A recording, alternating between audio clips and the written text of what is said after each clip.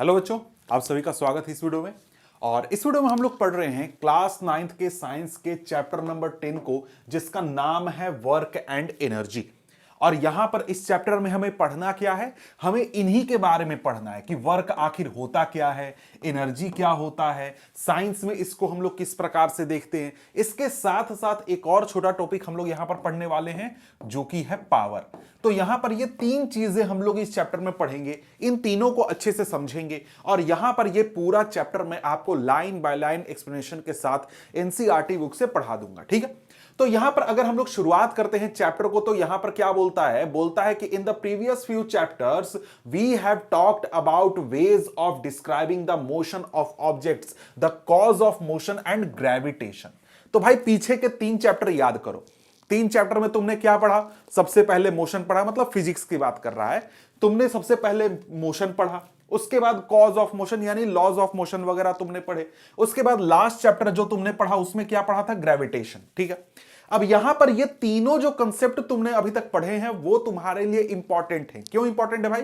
क्योंकि तुम्हारे आसपास जो भी फिनोमेनन होता है वो इनसे रिलेटेड होता है। ठीक है, इसी प्रकार का एक और कंसेप्ट तुमको यहां पर इस चैप्टर में समझना है, वो है वर्क का कंसेप्ट। वर्क के साथ साथ हम लोग एनर्जी और पावर का कंसेप्ट समझेंगे। इनको जब हम लोग समझ लेंगे तो हमारे आसपास कई सारे फिनोमेनन्स ऐसे होंगे जिनको आसानी से एक्सप्लेन करना, जिनको समझना हमारे लिए आसान हो जाएगा। ठीक है, अब यहां पर देखिए, यहां पर इस चैप्टर का थोड़ा सा इंट्रोडक्शन है। तो ये दो पैराग्राफ हैं, इनको मैं जरा सा क्या करता हूं, शॉर्ट में समरी कर देता हूं, क्योंकि यहां पर वैसा कोई खास इंपॉर्टेंट पॉइंट है नहीं। यहां पर सिंपली बोलता है कि भाई देखो, all living beings need food. सभी जितने भी लिविंग बीइंग्स है, कोई भी ऑर्गेनिज्म है, उनको जिंदा रहने के लिए क्या चाहिए? जिंदा रहने के लिए फूड चाहिए। अब यहां पर फूड क्यों चाहिए? फूड इसलिए चाहिए क्योंकि जो लिविंग बीइंग्स होते हैं वो बहुत सारे अपने शरीर में एक्टिविटीज करते हैं जो कि उनके सर्वाइवल के लिए बेसिक होता है, जरूरी होता है।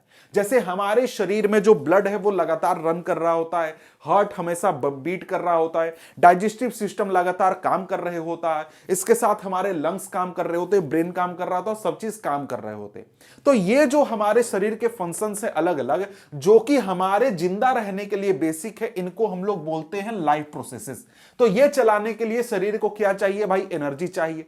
इसी के साथ साथ हम दूसरे तरीके की एक्टिविटीज भी करते हैं, जैसे कि playing, singing, reading, writing, thinking, इस प्रकार के दौड़ना, कूदना, खेलना भी करते हैं। ये सब करने के लिए भी हमको क्या चाहिए भाई? एनर्जी चाहिए। ठीक है, ये एनर्जी हमें कहां से मिलता है? ये एनर्जी हमें फूड से मिलता है। ठीक है, इसी प्रकार से जो एनिमल्स होते हैं वो भी इसी प्रकार के काम करते हैं, और साथ साथ इसी प्रकार से अगर हम लोग मशीन्स को देखें तो मशीन्स भी हमें अगर चलाने होते हैं तो उनको भी हमें एनर्जी देना होता है। जैसे हमारा जो बाइक होता है, कार होता है, उसको चलाने के लिए जो एनर्जी दिया जाता है वो केमिकल एनर्जी के रूप में, यानी पेट्रोल डीजल हम लोग यूज करते हैं। हम लोग जो यहां पर कंप्यूटर्स चलाते हैं उसके लिए हम लोग इलेक्ट्रिकल एनर्जी यूज करते हैं। तो अलग अलग मशीन्स को अलग अलग प्रकार से एनर्जी यहां पर दिया जाता है। तो एनर्जी को समझने के लिए, एनर्जी को समझने से पहले हम लोग यहां पर ये वर्क का कंसेप्ट समझेंगे कि आखिर ये वर्क क्या होता है। अब भाई देखो, यहां पर अगर हम लोग समझें तो हम लोग वर्क शब्द को बहुत ज्यादा यूज करते हैं।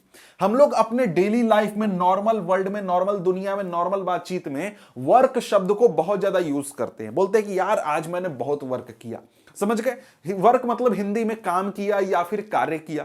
ठीक है, हम लोग बोलते हैं ना कि यार आज मैंने बहुत काम किया है, बहुत काम किया है।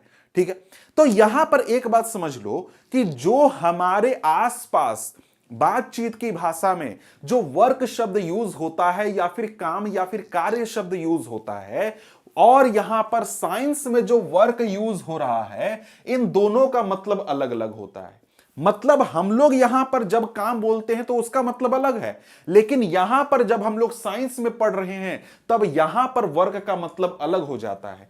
क्योंकि यहां पर जब भी किसी वर्ड को हम लोग यूज करते हैं साइंस में, तो उस वर्ड का इस एक स्पेसिफिक प्रिसाइज मीनिंग हमें पता होना चाहिए कि किस काम को हम लोग वर्क बोलेंगे, किस काम को नहीं बोलेंगे। उसका एक स्पेसिफिक डेफिनेशन होता है, समझ गए? एक्सप्लेनेशन होता है। तो यहां पर यही चीज कहता है, व्हाट इज वर्क? भाई वर्क क्या है? There is a difference in the way we use the term work in day to day life and the way we use it in science. यानी हम लोग डेली जिंदगी में, नॉर्मल जिंदगी में वर्क शब्द को जिस प्रकार से यूज करते हैं वो अलग है, और हमारे साइंस में जो वर्क है उसका मतलब बिल्कुल अलग है। अब यहां पर इसी चीज के लिए दो टॉपिक्स हैं, पहला तो 10.1.1 और दूसरा हमारा है 10.1.2। दोनों में आपको समझाया गया है कि भाई वर्क आखिर होता क्या है। तो यहां पर कुछ एग्जाम्पल्स हम लोग देख लेते हैं।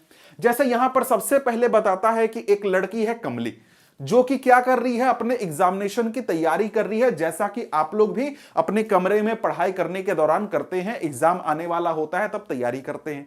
वो बहुत समय लगा करके पढ़ाई करती है, वो किताबें पढ़ा करती है, इसके साथ साथ डायग्राम बनाती है, सोच विचारने का काम करती है, इसके साथ क्वेश्चन पेपर कलेक्ट करती है, क्लासेस अटेंड करती है, प्रॉब्लम्स को अपने दोस्तों के साथ डिस्कस करती है और एक्सपेरिमेंट वगैरह करती है। वो बहुत सारा एक तरीके से काम करती है और ये काम करने में वो बहुत एनर्जी खर्च भी करती है। जब भी आप ऐसा करते हो, जब भी आप एग्जाम में तैयारी करते हो, पढ़ते हो, तो पढ़ने के बाद बोलते हो यार बहुत मैंने काम किया, बहुत काम किया मैंने और मैं थक गया हूं, मैंने बहुत एनर्जी खर्च कर दिया है। ये आप बोलते हो, ऐसा बोलते हो, ठीक है। लेकिन यहां पर अगर हम लोग देखें तो हमारे हिसाब से क्या कमली ने काम किया है? जी हां, बिल्कुल काम किया है। वर्क किया है? जी हां, बिल्कुल वर्क किया है। लेकिन अगर हम लोग देखें, इतना ज्यादा मेहनत करने के बाद भी अगर हम लोग साइंस के हिसाब से देखें तो यहां पर इसने किसी भी प्रकार का वर्क नहीं किया है, या फिर किया भी है तो थोड़ा मोड़ा हल्का फुल्का वर्क किया है। बोलोगे ये क्यों? तो आगे समझोगे ये क्यों। ठीक है, चलो इसी प्रकार से दूसरा एग्जाम्पल देखते हैं। दूसरा एग्जाम्पल क्या है कि तुम क्या कर रहे हो, एक बड़े से पत्थर को पुश करने की कोशिश कर रहे हो। एक बहुत बड़ा पत्थर है, जैसे मान लो ये वाला पत्थर जो देख रहे हो, ऐसा एक बहुत बड़ा पत्थर है और तुम बड़ा बॉडी बॉडी बना करके गए कि आज तो मैं इस पत्थर को एकदम ढकेल दूंगा, दूर कहीं ले जाकर फेंक दूंगा। लेकिन तुम बहुत ताकत लगाते हो, लेकिन यह पत्थर 1 इंच भी नहीं हिलता है, अपने पोजीशन को जरा सा भी चेंज नहीं करता है। तो क्या तुमने वर्क किया? भाई तुमने बहुत धक्का दिया, बहुत ताकत लगाया, तुम थक चुके हो, बहुत एनर्जी तुमने खर्च किया, लेकिन यहां पर जो पत्थर है उसमें कोई भी डिस्प्लेसमेंट नहीं हुआ। इसलिए हम लोग क्या बोलेंगे? Not done any work. मतलब कि कोई भी काम नहीं हुआ है, कोई भी वर्क नहीं हुआ है।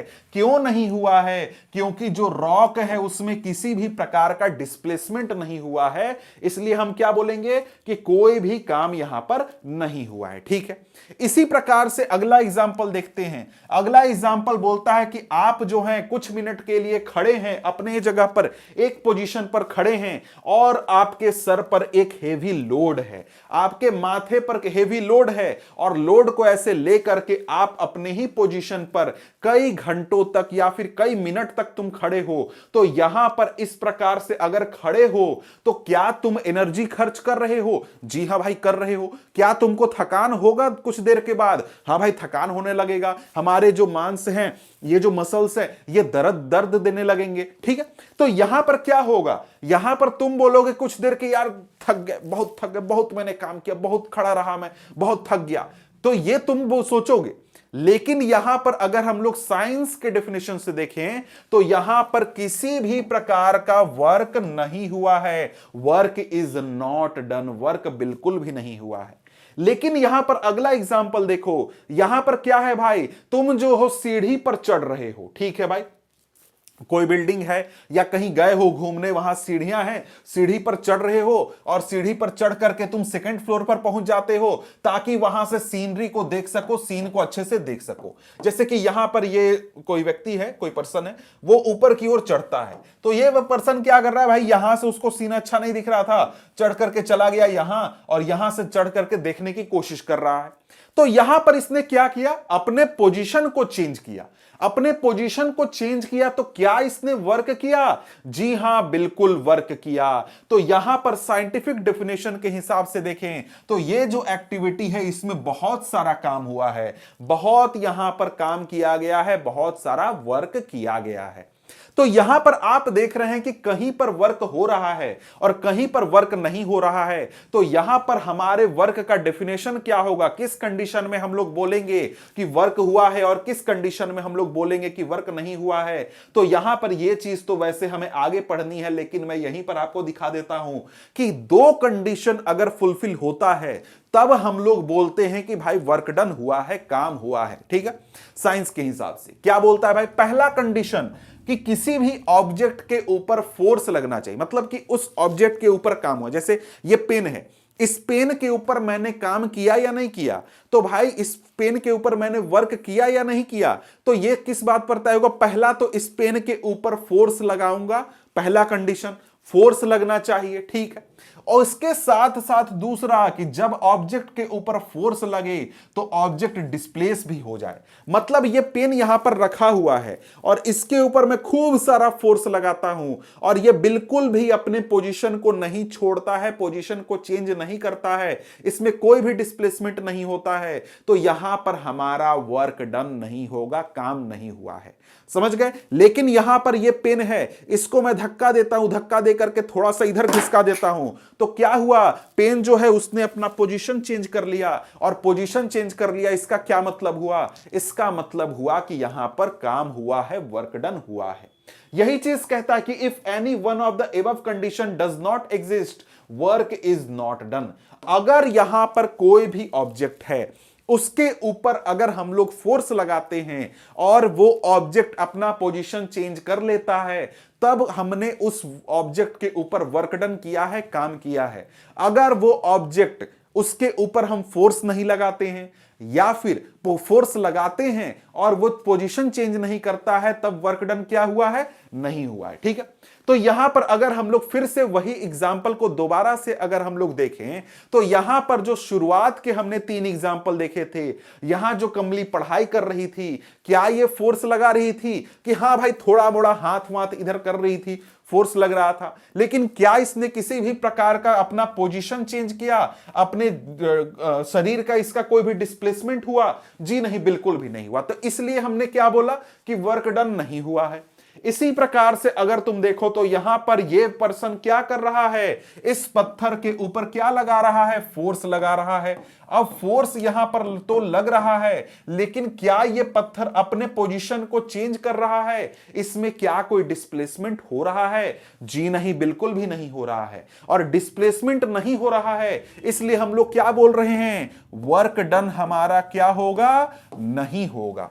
इसी प्रकार से तीसरा एग्जाम्पल देखो, यहां पर यह पर्सन क्या कर रहा है, फोर्स लगा रहा है इस बोड़े के ऊपर। जी हां, ऊपर की ओर फोर्स लगा रहा है, लेकिन क्या इस बोड़े का पोजीशन चेंज हो रहा है? जी नहीं। क्या इस पर्सन का पोजीशन चेंज हो रहा है? जी नहीं। तो जब पोजीशन चेंज नहीं हो रहा है, यहां पर डिस्प्लेसमेंट नहीं हो रहा है, तो यहां पर वर्क डन भी नहीं हो रहा है। समझ गए। लेकिन इसके बाद जो अगला एग्जाम्पल हमने देखा, इस एग्जाम्पल में क्या हुआ, क्या यहां पर फोर्स लगा? जी हां, बिल्कुल फोर्स लगा। क्या यहां पर डिस्प्लेसमेंट हुआ? जी हां, बिल्कुल डिस्प्लेसमेंट हुआ। तो फोर्स भी लगा है और साथ में डिस्प्लेसमेंट भी हुआ है, इसलिए यहां पर हम लोग क्या बोल रहे हैं, वर्क डन, यानी वर्क हुआ है, काम हुआ है। समझ गए। तो यहां पर आप समझ गए कि भाई साइंस की परिभाषा में वर्क क्या होता है। साइंस की परिभाषा में वर्क की बात करें तो वर्क हमारा होता है जब किसी ऑब्जेक्ट के ऊपर फोर्स लगे और फोर्स लगने के साथ साथ वो ऑब्जेक्ट जो है डिस्प्लेसमेंट उस ऑब्जेक्ट में हो जाए, तब हम लोग बोलेंगे कि वर्क हुआ है। ठीक है, तो यहां पर अगर हम लोग देखें, आगे देखें कि क्या कहता है, कहता है कि in a day to day life we consider any useful physical और मेंटल लेबर एज वर्क। यानी जब हम अपनी नॉर्मल जिंदगी में बातचीत करते हैं, वर्क का मतलब समझते हैं, तो हम लोग कहीं पर भी अगर मेंटल वर्क कर रहे हैं, मेंटल लेबर कर रहे हैं, या कहीं फिजिकल लेबर कर रहे हैं, तो हम लोग उसको क्या बोल देते हैं, वर्क बोल देते हैं। मतलब कि अगर कहीं कुर्सी पर बैठ करके मैं दिमाग लगा करके काम करता करता हूं, कंप्यूटर पर काम करता हूं या फिर पढ़ाई करता हूं, तो वो उसको भी हम लोग वर्क मानते हैं। हम लोग कहीं पर खड़े होकर के कहीं पर गड्ढा कर रहे हैं या कुछ भी कर रहे हैं तो हम लोग उसको क्या मानते हैं, वर्क मानते हैं, ठीक है। लेकिन जब हम लोग यहां पर साइंस की बात करते हैं तो यहां पर साइंस मतलब जनरली हम लोग सिंपली फिजिक्स की बात कर रहे हैं, ठीक है। तो यहां पर फिजिक्स की बात करते हैं तो यहां पर इसका सीधा मतलब होता है कि हम लोग फोर्स अप्लाई करें किसी ऑब्जेक्ट के ऊपर और उस ऑब्जेक्ट का डिस्प्लेसमेंट हो जाए, तब क्या हुआ, वर्क हुआ, ठीक है। अब इसी चीज को समझाने के लिए एक्टिविटी दिया गया है, ठीक है।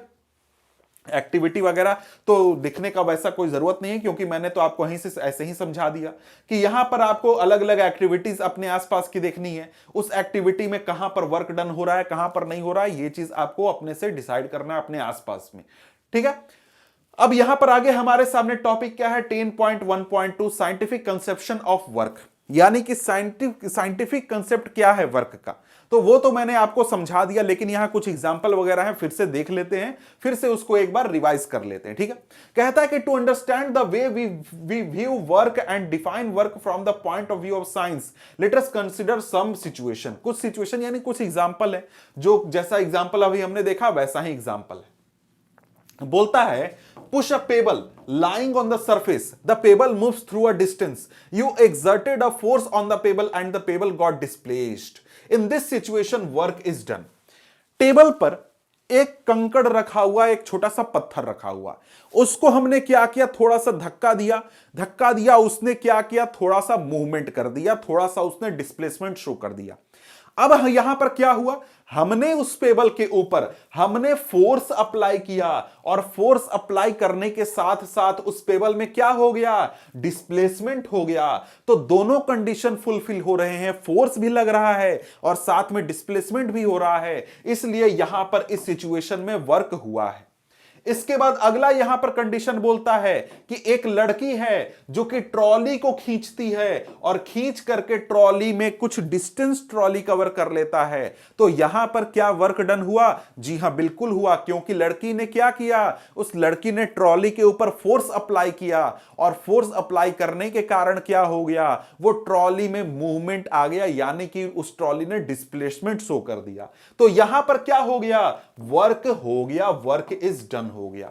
इसके बाद आगे बोलता है lift a book through a height, to do this you must apply a force, the book rises up, there is a force applied on the book and the book has moved, hence work is done.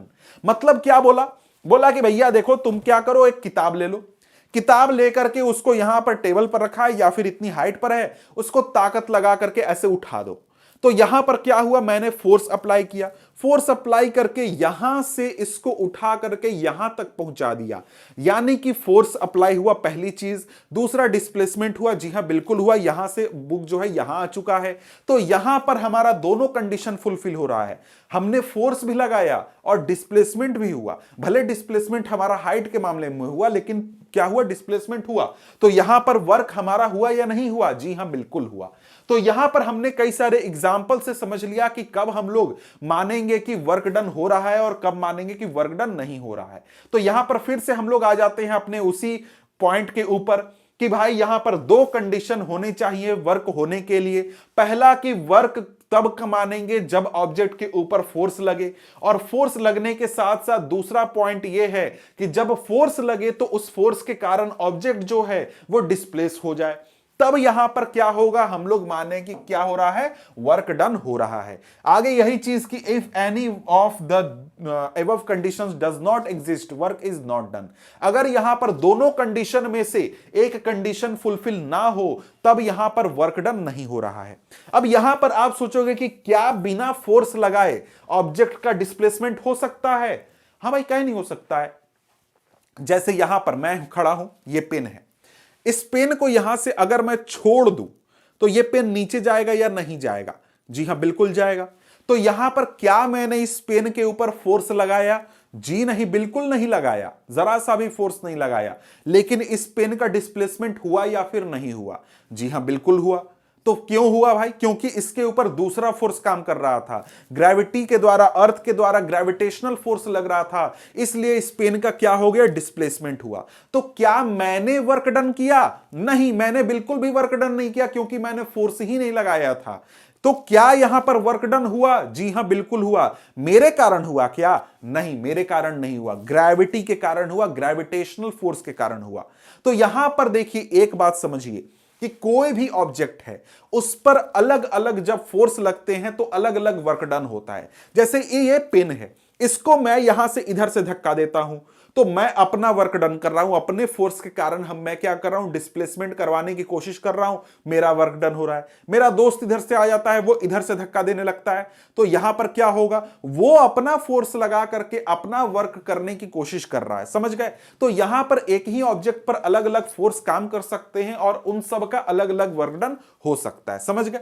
तो यहां पर अगर हम लोग देखें तो यही चीज है कि दो कंडीशन होगा तभी हम लोग क्या बोलेंगे? वर्क यहां पर हो रहा है। आगे यहां पर क्या बोलता है? अब bullock is pulling a cart, the cart moves, there is a force on the cart and the cart has moved, do you think that work is done? भाई सिंपल सी बात है, वर्क हुआ है, क्योंकि ब्लॉक क्या कर रहा है? खींच रहा है। भाई कार्ट आगे बढ़ गया, जी हां आगे बढ़ गया। वर्क डन हुआ, जी हां बिल्कुल हुआ। ठीक है, अब यहां पर एक्टिविटी 10.2 भी आपके लिए है। आपको कुछ सिचुएशन सोचने हैं, उसको अपने दोस्तों के साथ डिस्कस करना है और वहां पर यह पता करना है कि कहां पर वर्क डन हो रहा है और कहां पर नहीं हो रहा है। ठीक है, इसके बाद यहां पर एक्टिविटी 10.3 कुछ सिचुएशन ऐसे सोचने हैं जहां पर फोर्स अप्लाई कर रहे हैं लेकिन वहां पर ऑब्जेक्ट डिस्प्लेस नहीं हो रहा है। यहां पर इस प्रकार के सिचुएशन सोचिए। इसके बाद यहां पर हमारे सामने आ जाता है अगला topic, topic number 10.1.3, work done by a constant force. ठीक है, हमने ये सिंपल कंसेप्ट तो तैयार कर लिया कि भाई साइंस में वर्क डन कब होगा? साइंस में वर्क डन तब होगा जब किसी ऑब्जेक्ट के ऊपर फोर्स लगे और उस फोर्स के कारण ऑब्जेक्ट जो है डिस्प्लेस हो जाए। ये सिंपल कंसेप्ट हमने तैयार कर लिया। लेकिन अब यहां पर क्या हुआ कि हमें अब कैलकुलेशन करना है भाई, कि कैलकुलेशन करना है कि कितना वर्क डन हुआ। मतलब कि भाई काम किया तो कितना काम किया? आपने थोड़ा सा काम किया, ज्यादा काम किया, बहुत ज्यादा काम किया, तो भाई उसको हम लोग नंबर्स में अब कैलकुलेट करने की बात करेंगे। तो देखो यहां पर क्या होता है, हम लोग वर्क डन को कैलकुलेट करने के लिए यहां पर फिर कुछ चीजें मानते हैं, कुछ चीजें एज्यूम करते हैं। इसका मतलब क्या हुआ? मतलब यहां पर बात यह है कि यहां पर हमें क्या पता है कि जब फोर्स अप्लाई होगा उसके कारण डिस्प्लेसमेंट होगा, तब वर्क डन होगा। ठीक है भाई, अब यहां पर क्या है, इसको मैथमेटिकली कैलकुलेट करना थोड़ा मुश्किल है। इसके लिए क्या माना गया? बोला गया कि देखो भाई, सबसे पहली बात कि एक कांस्टेंट फोर्स लग रहा है। मतलब हम लोग क्या कर रहे हैं, यहां पर एक फॉर्मूला निकाल रहे हैं वर्क डन कैलकुलेट करने का। तो इसके लिए बोला गया कि देखो एक कांस्टेंट फोर्स F है जो कि ऑब्जेक्ट के ऊपर लग रहा है। कांस्टेंट फोर्स है, इसका मतलब क्या? मतलब कि यहां पर मैंने फोर्स लगाना शुरू किया तो ऑब्जेक्ट के ऊपर मूवमेंट शुरू करने से, जैसे ये मान लो ऑब्जेक्ट है, इसके ऊपर यहां से मैंने फोर्स लगाना शुरू किया और जब तक इसका मूवमेंट हो रहा है तब तक मैं फोर्स लगा रहा हूं। ठीक है, इसके साथ साथ यहां पर जितना मैं फोर्स लगा रहा था, जैसे मान लो 10 न्यूटन का फोर्स लगा रहा हूं, तो लगातार मैं बिना रुके या फिर बिना कोई इंटरप्शन के 10 न्यूटन का फोर्स शुरुआत से अंत तक लगा रहा हूं। यानी एक कांस्टेंट फोर्स लग रहा है ऑब्जेक्ट के मूवमेंट के शुरुआत से अंत तक। ठीक है, तो यहां पर क्या है, सबसे पहली बात कि एक कांस्टेंट फोर्स एक्ट करता है ऑब्जेक्ट के ऊपर, और इस फोर्स, कांस्टेंट फोर्स F के लगने के कारण जो ऑब्जेक्ट है वो इस डिस्टेंस ट्रैवल कर लेता है। इस डिस्टेंस यहां पर उसमें डिस्प्लेसमेंट हो जाता है और यहां पर W हम मान लेते हैं कि W क्या है भाई, हमारा वर्क डन है। तो यहां पर हम लोग वर्क डन कैसे निकालेंगे? तो यही चीज कहता है कि we define work to be equal to the product of force and displacement. मतलब यहां पर क्या हुआ, वर्क डन का हमें फॉर्मूला मिल गया, work done is equal to force into displacement. यानी कि जो हम लोग फोर्स अप्लाई कर रहे हैं और साथ में जो हमने डिस्प्लेसमेंट मिला है हमें ऑब्जेक्ट में, उन दोनों को का प्रोडक्ट हम लोग निकाल देंगे तो हमें क्या मिल जाएगा, वर्क डन मिल जाएगा। W is equal to FS। यहां पर यही चीज है, इस बॉक्स के ऊपर फोर्स अप्लाई हमने किया, कैसा फोर्स, एक कांस्टेंट फोर्स अप्लाई किया और इस कांस्टेंट कांस्टेंट फोर्स के कारण जो ऑब्जेक्ट है वो इस डिस्टेंस ट्रेवल कर लेता है, तो यहां पर फोर्स और डिस्प्लेसमेंट को जब हम लोग मल्टीप्लाई कर देंगे तो हमें क्या मिल जाएगा, वर्क डन मिल जाएगा। ठीक है, अब यहां पर एक चीज ध्यान रखो कि यहां पर किसकी बात हो रही है, डिस्प्लेसमेंट की। तो डिस्प्लेसमेंट की बात हो रही है, इसका मतलब क्या हुआ, इसका मतलब यह हुआ कि एक ऑब्जेक्ट हम लेते हैं, इस ऑब्जेक्ट को ऐसे पूरा घुमा करके हम लोग यहां पर पहुंचा देते हैं, यहां पर ये ऑब्जेक्ट यहां पहुंच गया, तो हम लोग जो डिस्टेंस है वो क्या लेंगे, यहां से यहां तक का डिस्प्लेसमेंट कैलकुलेट करेंगे। पूरा रास्ता जो कवर हुआ उससे हमको मतलब नहीं है, समझ गए। तो यहां पर हमेशा किसकी बात होती है, डिस्प्लेसमेंट की बात होती है। ठीक है, तो यहां पर ये आपको फॉर्मूला मिल गया किस चीज का भैया, किस चीज का, यहां पर वर्क डन का फॉर्मूला मिल गया, work done equal to force into displacement, W equal to F S. ये आपके सामने आ गया। अब यहां पर क्या बोलता है, बोलता है कि thus work done by a force acting on object is equal to magnitude of force multiplied by the distance moved in the direction of force. यहां पर किसकी बात कर रहा है, डायरेक्शन ऑफ फोर्स की। अब यहां पर आगे बोलता है work has only magnitude and no direction. Work का सिर्फ और सिर्फ मैग्नीट्यूड होता है, डायरेक्शन नहीं होता है। मतलब क्या हुआ, मतलब जो वर्क है हमारा एक प्रकार का स्केलर क्वांटिटी है, इसमें डायरेक्शन की जरूरत नहीं होती है। ठीक है, अब यहां पर आगे बढ़े तो आगे यहां पर बोलता है if F is equal to 1 Newton and S is equal to 1 meter, then work done by force will be 1 Newton meter। अब यहां पर समझिए, अब यहां पर बात किसकी आती है, वर्क डन के SI यूनिट की बात आती है। यहां पर तो अगर हम लोग देखें तो वर्क डन का SI यूनिट क्या होता है, न्यूटन मीटर होता है। इसको हम लोग सिंपली क्या बोलते हैं, जूल बोलते हैं। ठीक है, जूल में यहां पर हम लोग वर्क को कैलकुलेट करते हैं। ठीक है, अब यहां पर एक जूल का क्या मतलब है, यही आपका क्वेश्चन पूछेगा। बहुत सिंपल सा क्वेश्चन है लेकिन बहुत इंपॉर्टेंट है। Define 1 joule of work done. 1 joule work done का मतलब क्या हुआ, 1 जूल वर्क डन का मतलब हुआ कि कोई भी ऑब्जेक्ट है, ये मान लो कोई ऑब्जेक्ट है, इस ऑब्जेक्ट के ऊपर कितना हम लोग फोर्स लगाते हैं, 1 न्यूटन का फोर्स लगाते हैं। और 1 न्यूटन का फोर्स लगाने के कारण ये जो ऑब्जेक्ट है यहां पर 1 मीटर से डिस्प्लेस हो जाए, 1 मीटर से, तब हम लोग क्या बोलेंगे कि भाई 1 जूल का वर्क डन हुआ।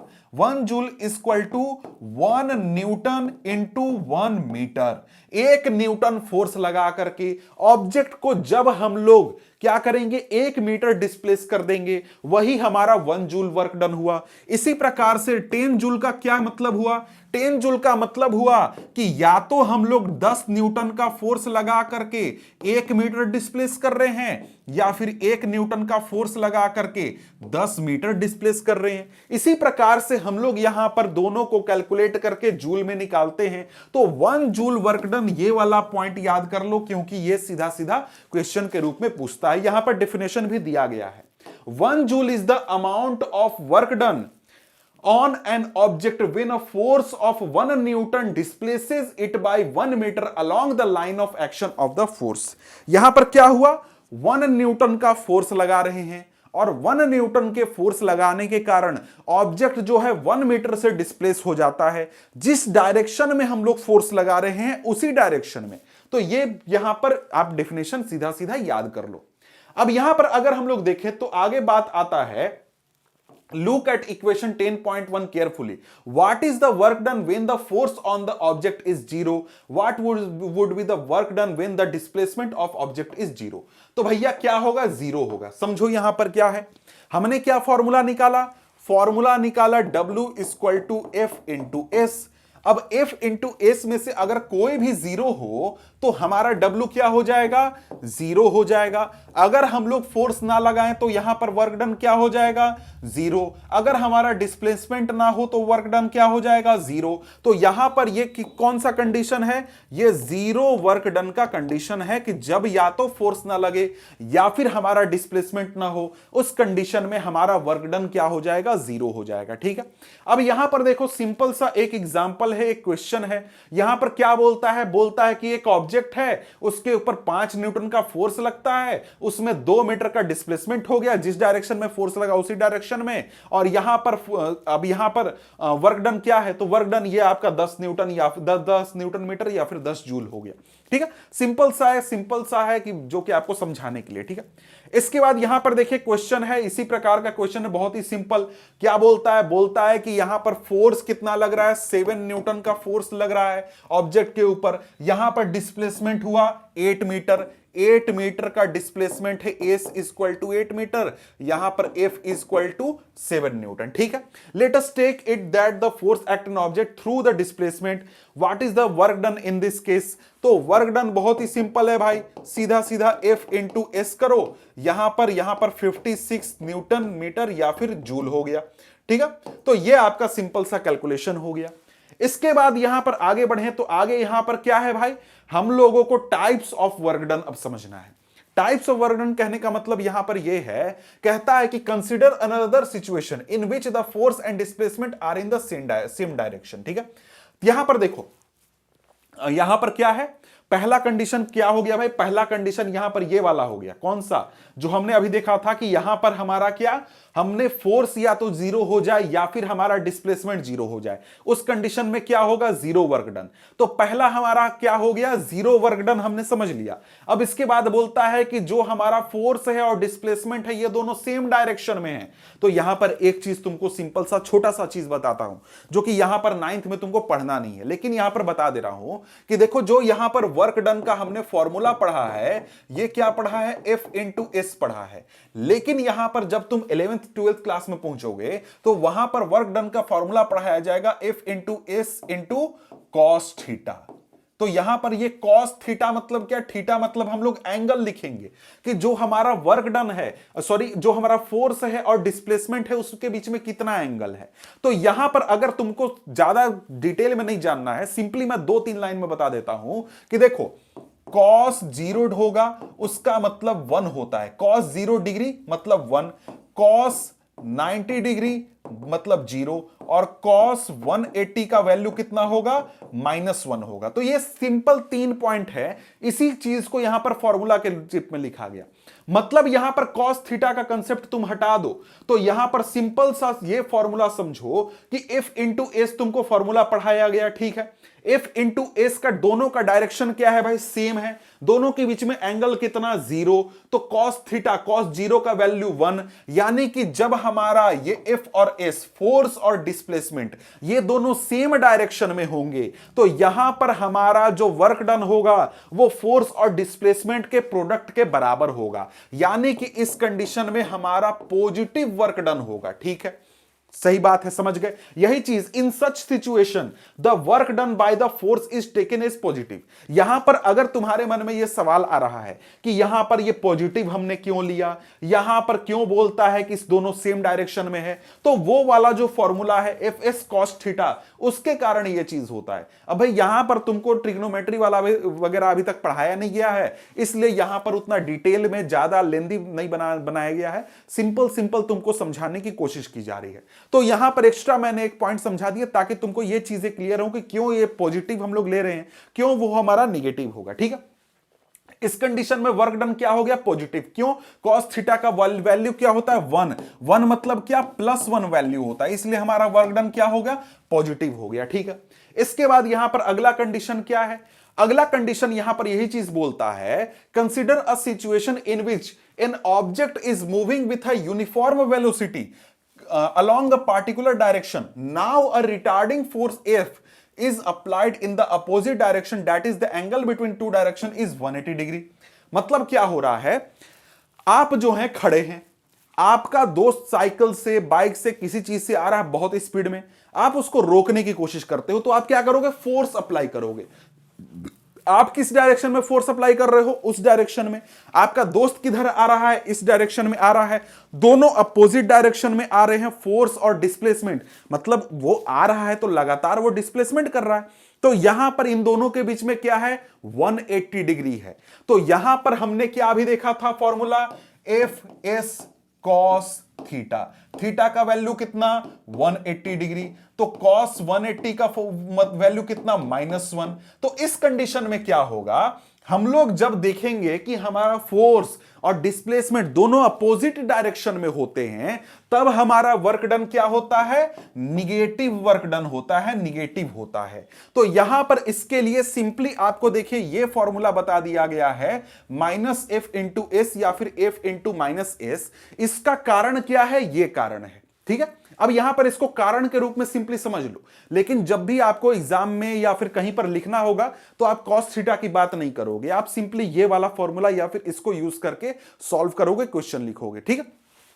तो यहां पर क्या हुआ, यहां पर हमारा निगेटिव वर्क डन होगा कब, जब यहां पर हमारा फोर्स और डिस्प्लेसमेंट दोनों अपोजिट डायरेक्शन में होंगे, तब यहां पर हमारा क्या होगा, निगेटिव वर्क डन होगा, ठीक है। तो यहां पर अगर हम लोग समझें तो आगे क्या कहता है, let the object stop after a displacement S. In such a situation, the work done by the force F is taken as negative and denoted by minus sign. The work done by force is F into minus S minus F into S. ठीक है, simply ये चीज समझ गए। यहां पर हमारा opposite direction में हम लोग क्या फॉर्मूला लिखते हैं, माइनस एफ इंटू एस लिखते हैं, ठीक है, या फिर हम लोग लिख देंगे एफ इंटू माइनस एस। जो आपको लिखना लिख दो, दोनों में सेम आंसर आएगा, कोई फर्क तो है नहीं, ठीक है। अब यहां पर देखिए, हमने अभी तक 3 प्रकार के एग्जाम्पल पढ़े, मतलब 3 प्रकार के कंडीशन पढ़े। पहला हमने क्या पढ़ा, हमने जीरो वर्क डन पढ़ा। दूसरा हमने क्या पढ़ा, दूसरा हमने पॉजिटिव वर्क डन पढ़ा। और तीसरा हमने क्या पढ़ा, तीसरा हमने निगेटिव वर्क डन पढ़ा। जीरो वर्क डन में हमने क्या कंडीशन पढ़ा था, जीरो वर्क डन में कंडीशन पढ़ा था या तो हमारा फोर्स जीरो हो जाए या फिर डिस्प्लेसमेंट जीरो हो जाए, तब हमारा क्या होगा, वर्क डन जीरो हो जाएगा। यहां पर पॉजिटिव वर्क डन मतलब क्या, मतलब जब फोर्स और डिस्प्लेसमेंट के बीच में एंगल हमारा जीरो रहेगा, तब हमारा मतलब दोनों सेम डायरेक्शन में होंगे, तब हमारा क्या होगा, पॉजिटिव वर्क डन। और जब दोनों अपोजिट डायरेक्शन में होंगे, तब हमारा क्या होगा, निगेटिव वर्क डन होगा, ठीक है। लेकिन जीरो वर्क डन का एक और कंडीशन है, जो कि अभी थोड़ा सा मैंने आपको हिंट दिया था। देखो यहां पर हमारा फॉर्मूला क्या है, F S cos theta formula है। और यहां पर कॉस थीटा में जब हम लोग कॉस 90 रखते हैं, तब इसका वैल्यू कितना होता है, तब इसका वैल्यू 0 होता है। और अगर मान लो हमारा फोर्स इस डायरेक्शन में लग रहा है और डिस्प्लेसमेंट इस डायरेक्शन में हो रहा है, तो एंगल कितना हो गया, 90 डिग्री। इस कंडीशन में हमारा वर्क डन कितना होगा, 0 होगा। मतलब जब यहां पर फोर्स और डिस्प्लेसमेंट के बीच में एंगल 90 डिग्री का हो, तब यहां पर हमारा 0 वर्क डन होता है। इसका एग्जाम्पल क्या है, एग्जाम्पल है, जैसे मैं क्या करता हूं, एक बोड़ा अपने सर पर रख लेता हूं। यहां पर बोड़ा ले लिया मैंने, और बोड़ा लेकर के मैं ऐसे मूव कर जाता हूं या फिर ऐसे ऐसे मूव कर जाता हूं। तो यहां पर मैं फोर्स किधर लगा रहा हूं, इस बोड़े के ऊपर फोर्स ऊपर की ओर लगा रहा हूं। मेरा डिस्प्लेसमेंट किधर हो रहा है, राइट लेफ्ट डिस्प्लेसमेंट हो रहा है। दोनों में 90 डिग्री है या नहीं है, बिल्कुल है। तो यहां पर मैं वर्क डन उसके ऊपर कितना कर रहा हूं, 0 कर रहा हूं। तो यहां पर ये एक्स्ट्रा कंसेप्ट ध्यान रख लो, क्योंकि साथ में है इसलिए बता दे रहा हूं, ठीक है। तो यहां पर आपने समझ लिया, क्या समझ लिया भैया, पॉजिटिव वर्क डन समझ लिया, निगेटिव वर्क डन समझ लिया, जीरो वर्क डन का कंडीशन समझ लिया, वर्क डन एक प्रकार से आपने समझ लिया, ठीक है। अब यहां पर आगे यही चीज कहता है कि it is clear from the above discussion that work done by a force can be either positive or negative. To understand this let us do the following activity, ठीक है। एक्टिविटी में क्या बोलता है, lift an object of work is done by the force exerted by you on the object. The object move upward, the force you exerted is in the direction of displacement. However, there is a force of gravity acting on it, on the object. Which one of these forces is doing positive work and which one is doing negative work? ठीक है, बोलता है कि देखो भाई, तुम क्या करो, कोई सामान है उसको उठाओ, उठा करके ऊंचाई पर रख लो या फिर सिंपली सर पर रख लो। तुमने क्या किया, फोर्स अप्लाई किया। फोर्स अप्लाई करके तुमने ऑब्जेक्ट को ऊपर की ओर उठाया, तो तुमने वर्क डन किया। जी हां, बिल्कुल किया। यहां पर हुआ ना डिस्प्लेसमेंट, जमीन पर था, जमीन से थोड़ा हाइट पर आ गया, डिस्प्लेसमेंट हुआ। तो यहां पर हम लोग अगर देखें तो यहां पर F इंटू एस, यानी कि यहां पर हमने क्या किया, वर्क डन किया, ठीक है। अब यहां पर सवाल ये पूछता है कि भाई तुम फोर्स लगा रहे थे और तुमने वर्क डन किया, उसके अपोजिट ग्रेविटी का भी फोर्स लग रहा था और वहां पर डिस्प्लेसमेंट भी हुआ। तो किसने पॉजिटिव वर्क डन किया और किसने निगेटिव वर्क डन किया? तो भाई हम लोगों ने यानी मैं अगर सामान को उठा रहा हूं तो मैंने यहां पर क्या किया, पॉजिटिव वर्क डन। क्यों? क्योंकि हमारा जो फोर्स है और साथ में डिस्प्लेसमेंट क्या है, वो दोनों सेम डायरेक्शन में है। हम ऊपर की ओर फोर्स लगा रहे हैं, ऑब्जेक्ट भी ऊपर की ओर आ रहा है, तो यहां पर हमने क्या किया, पॉजिटिव वर्क डन। ठीक है, लेकिन ग्रेविटी के द्वारा जो वर्क डन हो रहा है वो क्या है, निगेटिव वर्क डन है। क्यों है निगेटिव वर्क डन? क्योंकि फोर्स जो है वो अपोजिट डायरेक्शन में लग रहा है डिस्प्लेसमेंट के, इसलिए हमारा ग्रेविटी जो वर्क डन कर रहा है वो कैसा वर्क डन है, निगेटिव वर्क डन है। ठीक है, ये चीज आप यहां पर समझ गए। अब यहां पर आगे क्या कहता है, यही चीज कहता है कि work done is negative when the force act opposite to the direction of displacement, work done is positive when the force is in the direction of displacement. ठीक है, अब यहां पर इसके साथ ही क्वेश्चन है। क्वेश्चन क्या बोलता है? क्वेश्चन है कि एक पोर्टर है, पोर्टर मतलब जो कूली वगैरह होते हैं उनकी बात कर रहा है, तो यहां पर पोर्टर है, वो 15 केजी का लगेज ग्राउंड से उठाता है और उसको 1.5 मीटर के हाइट पर रख देता है। अब यहां वर्क डन कैलकुलेट करना है। तो भाई देखो यहां पर हमको क्या दिया गया है, मास दिया गया है, mass is equal to 15 KG. ठीक है, और यहां पर हाइट हमारा क्या है, 1.5 मीटर। अब यहां पर देखो, यहां पर हमको वर्क डन के बारे में क्या पता है, work done is equal to F into S. अब फोर्स निकालने का तरीका तुमको पता है, M into A into S. अब एस के जगह पर हम लोग क्या रखेंगे, हाइट रखेंगे, ए के जगह पर हम लोग क्या रखेंगे, जी रखेंगे। तुमने पिछले चैप्टर से पढ़ा है कि जब हम लोग ऑब्जेक्ट को ग्रेविटी के अगेंस्ट उठाते या फिर रखते हैं तो वहां पर हम लोग ए का वैल्यू क्या लेते हैं, जी लेते हैं।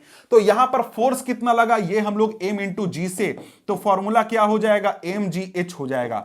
हम लोग यहां पर मास को 15 kg लिखेंगे, जी का वैल्यू सीधा सीधा 10 लिख देंगे क्योंकि भाई सिंपली कैलकुलेशन करना है, और 1.5 लिख देंगे।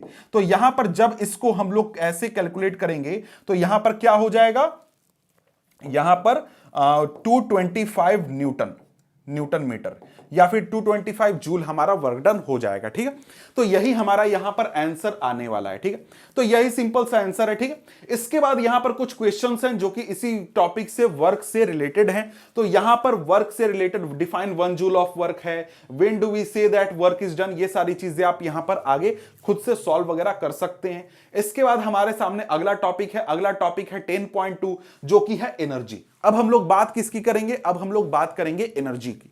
तो जब चैप्टर हमने शुरू किया था उसी समय में हम लोगों ने एनर्जी की बात की थी, और यहां पर उस समय जो बातें की थी उससे क्या निकल कर आया था कि life is impossible without energy. मतलब एनर्जी के बिना हमारा जीवन मुमकिन नहीं है, पॉसिबल नहीं है। क्यों?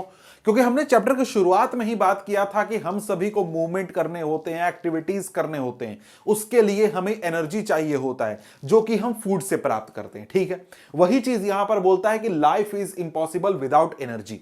अब यहां पर आगे कहता है कि the demand for energy is ever increasing, where do we get energy from. मतलब यहां पर बात बोलता है कि देखो हमारे आसपास तुम देखो तो भाई एनर्जी का रिक्वायरमेंट हर चीज में, कोई भी एक्टिविटी हो रही है उसके लिए एनर्जी चाहिए। ये बल्ब यहां पर जल रहा है, इसके लिए एनर्जी लग रहा है, ये स्क्रीन यहां पर चल रहा है, एनर्जी लग रहा है, कैमरा चल रहा है, एनर्जी लग रहा है, मेरा शरीर चल रहा है, एनर्जी लग रहा है। तो सारी एक्टिविटीज करने के लिए एनर्जी चाहिए होती है, और जैसे जैसे हमारी जिंदगी आगे बढ़ रही है वैसे वैसे जो हमारा समाज है, हमारा देश है, हमारी जो जरूरत है एनर्जी की वो लगातार बढ़ते जा रही है। अब यहां पर बात है कि हमको एनर्जी मिलती कहां से है, यह सबसे बड़ा सवाल है। तो भाई देखो तुम अपने आसपास देखो तो जो एक प्राइमरी सोर्स ऑफ एनर्जी है वो है सन, यानी कि जो हमारे धरती पर जीवन है, जो हमारे धरती पर बहुत वेरियस एक्टिविटीज हैं, उसके लिए जो एनर्जी मिलता है वो कहां से आता है, वो आता है सन से। ठीक है, कहता है कि many of our energy sources are derived from the sun. Sun से ही एनर्जी लेकर बहुत सारे एनर्जी सोर्सेज ऐसे हैं जो कि हमको एनर्जी देते हैं। जैसे कि हम लोग फूड जो कंज्यूम करते हैं, जो फूड में एनर्जी है वो कहां से आ रहा है, वो सनलाइट से ही आ रहा है, फोटोसिंथेसिस से आ रहा है। तो यहां पर अगर हम लोग बात करें तो हमारे पास अलग अलग फॉर्म्स ऑफ एनर्जी हो सकते हैं जिनसे कि हम लोग एनर्जी प्राप्त कर सकते हैं। तो यहां देखो हमने एक प्रकार से एनर्जी की बात की, लेकिन एनर्जी की बात किस कंटेक्स्ट में की, हम लोगों ने अपने जिंदगी के बारे में बात की कि हमारे शरीर को एनर्जी चाहिए, हमारे आसपास एक्टिविटीज करने के लिए एनर्जी चाहिए। तो भाई देखो बात यह है कि जिस प्रकार से वर्क के बारे में हमने पढ़ा था कि वर्क साइंटिफिक वे में वर्क का डेफिनेशन अलग होता है और हम लोग नॉर्मल जिंदगी में वर्क को अलग, वर्क शब्द को अलग तरीके से यूज करते हैं। उसी प्रकार से एनर्जी की भी बात है कि जो एनर्जी वर्ड है ना, एनर्जी वर्ड को हम लोग जब नॉर्मल बोलचाल की भाषा में यूज करते हैं तो उसका एक अलग मतलब होता है, लेकिन यहां पर हम लोग साइंस में, फिजिक्स में जब हम लोग एनर्जी की बात कर रहे हैं तो इसका एक अलग मतलब होता है। हम लोगों को क्या करना होता है, हम लोगों को एक डेफिनिट और प्रिसाइज मीनिंग चाहिए होता है कि जब हम लोग एनर्जी बोले तो एक डेफिनेशन के साथ हमें यह क्लियरली पता हो कि हम किस चीज की बात कर रहे हैं। समझ गए? तो यहां पर वही एनर्जी को हम लोग समझने की कोशिश करेंगे कि फिजिक्स में हम लोग एनर्जी किस चीज को कहते हैं, उसका मतलब क्या होता है। यहां पर एग्जाम्पल कहता है, यहां पर मतलब कि अब साइंस के हिसाब से एनर्जी क्या होता है इसको हम लोग समझना शुरू करते हैं। एक एग्जाम्पल देता है, बोलता है कि when a fast moving cricket ball hits a stationary wicket the wicket is thrown away. अब यहां पर क्या हुआ, यहां पर यह चीज तो तुमने देखी होगी कि भाई क्रिकेट खेलते हो, क्रिकेट खेलने के दौरान क्या होगा भाई, बॉलर बॉल फेंकता है, काफी फास्ट बॉल फेंकता है और यहां पर जो बैट्समैन है वो डिफेंड नहीं कर पाता और उसका जो विकेट है वो चला जाता है। तो यहां पर क्या हो जाता है, ये जो स्टंप है ये उड़ जाता है, ये जो विकेट से ये उड़ जाते हैं। ठीक है भाई, यहां पर क्या हो रहा है, एनर्जी का एक एग्जांपल है। ठीक है, अगला एग्जांपल देखें, कहता है कि similarly an object when raised to a certain height gains the capability to do work. इसी प्रकार से कोई भी ऑब्जेक्ट को हम लोग हाइट पर रख देते हैं, ऊंचाई पर उठा देते हैं और उसको जब छोड़ते हैं तो वो जब नीचे जाता है तो कोई वर्क वो कर पाता है। समझ गए? अब यहां पर देखिए तो ये आपको धीरे धीरे वर्क से रिलेट करके एनर्जी को समझाने की कोशिश की जा रही है और यही चीज हम लोगों को समझना भी है। ठीक है, अब यहां पर देखिए एग्जाम्पल में, अगला एग्जाम्पल कहता है कि एक हथौड़ा, हैमर ऐसे उठाया और हैमर को जैसे ही हम लोग कील पर हिट करते हैं वो कील क्या होता है, नीचे की ओर, अंदर की ओर जाने लगता है। और यहां पर इसी प्रकार से आप कोई टॉय कार को देखते होंगे जिसमें चाबी से घुमाया जाता है, तो जब चाबी को आप घुमा देते हैं और फ्लोर पर रखते हैं तो वो कार क्या करता है, आगे की ओर मूव करने लगता है। तो यहां पर देखो, तो यहां पर इस प्रकार से जब हैमर से हथौड़े से कील को हिट किया जाता है तो कील अंदर की ओर जाता है। इसी प्रकार से कोई टॉय कार है, उसमें चाबी ऐठोगे तो वो आगे की ओर मूव करने लगता है। ऐसा क्यों हो रहा है?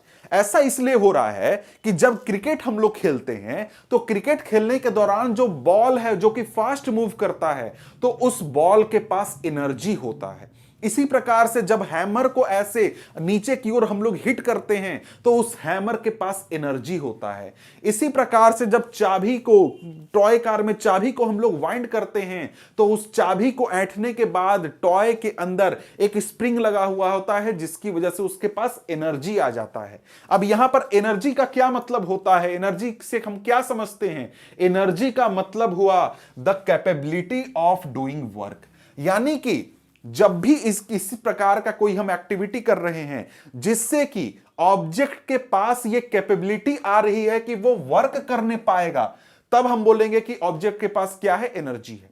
जैसे कि हमने हथौड़ा उठाया, जैसे यहां पर देखो ये हैमर है, ये हैमर मैंने उठाया और यहां पर मैं अब ये इसको ऐसे नीचे हिट करूंगा तो यहां पर ये हैमर जो है ये वर्क कर सकता है।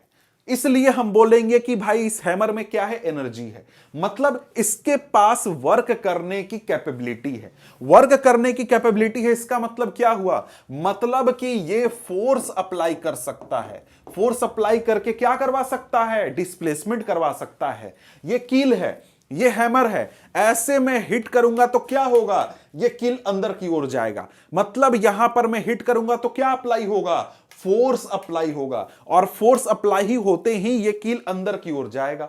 तो इस हैमर के पास एनर्जी है, ऐसा हम क्यों बोल रहे हैं, इसलिए बोल रहे हैं कि ये हैमर के पास ये कैपेबिलिटी है कि ये ऑब्जेक्ट के ऊपर फोर्स अप्लाई कर सकता है और फोर्स अप्लाई करके उसमें डिस्प्लेसमेंट ला सकता है।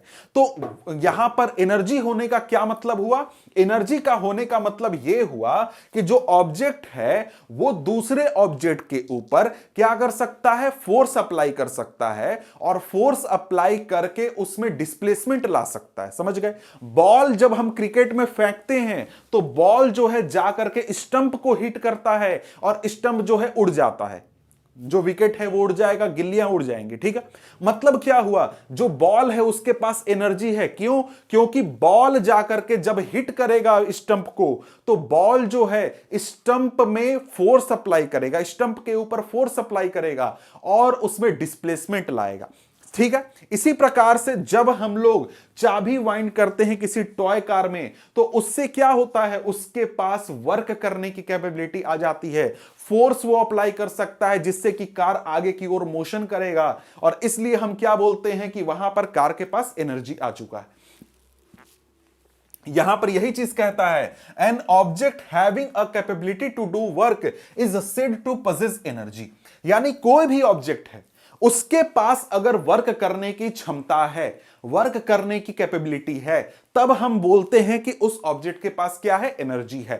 The object which does the work loses energy and object on which the work is done gains energy. मतलब यहां पर देखो, एनर्जी का कंसेप्ट दो सब्सटेंस से रिलेटेड है।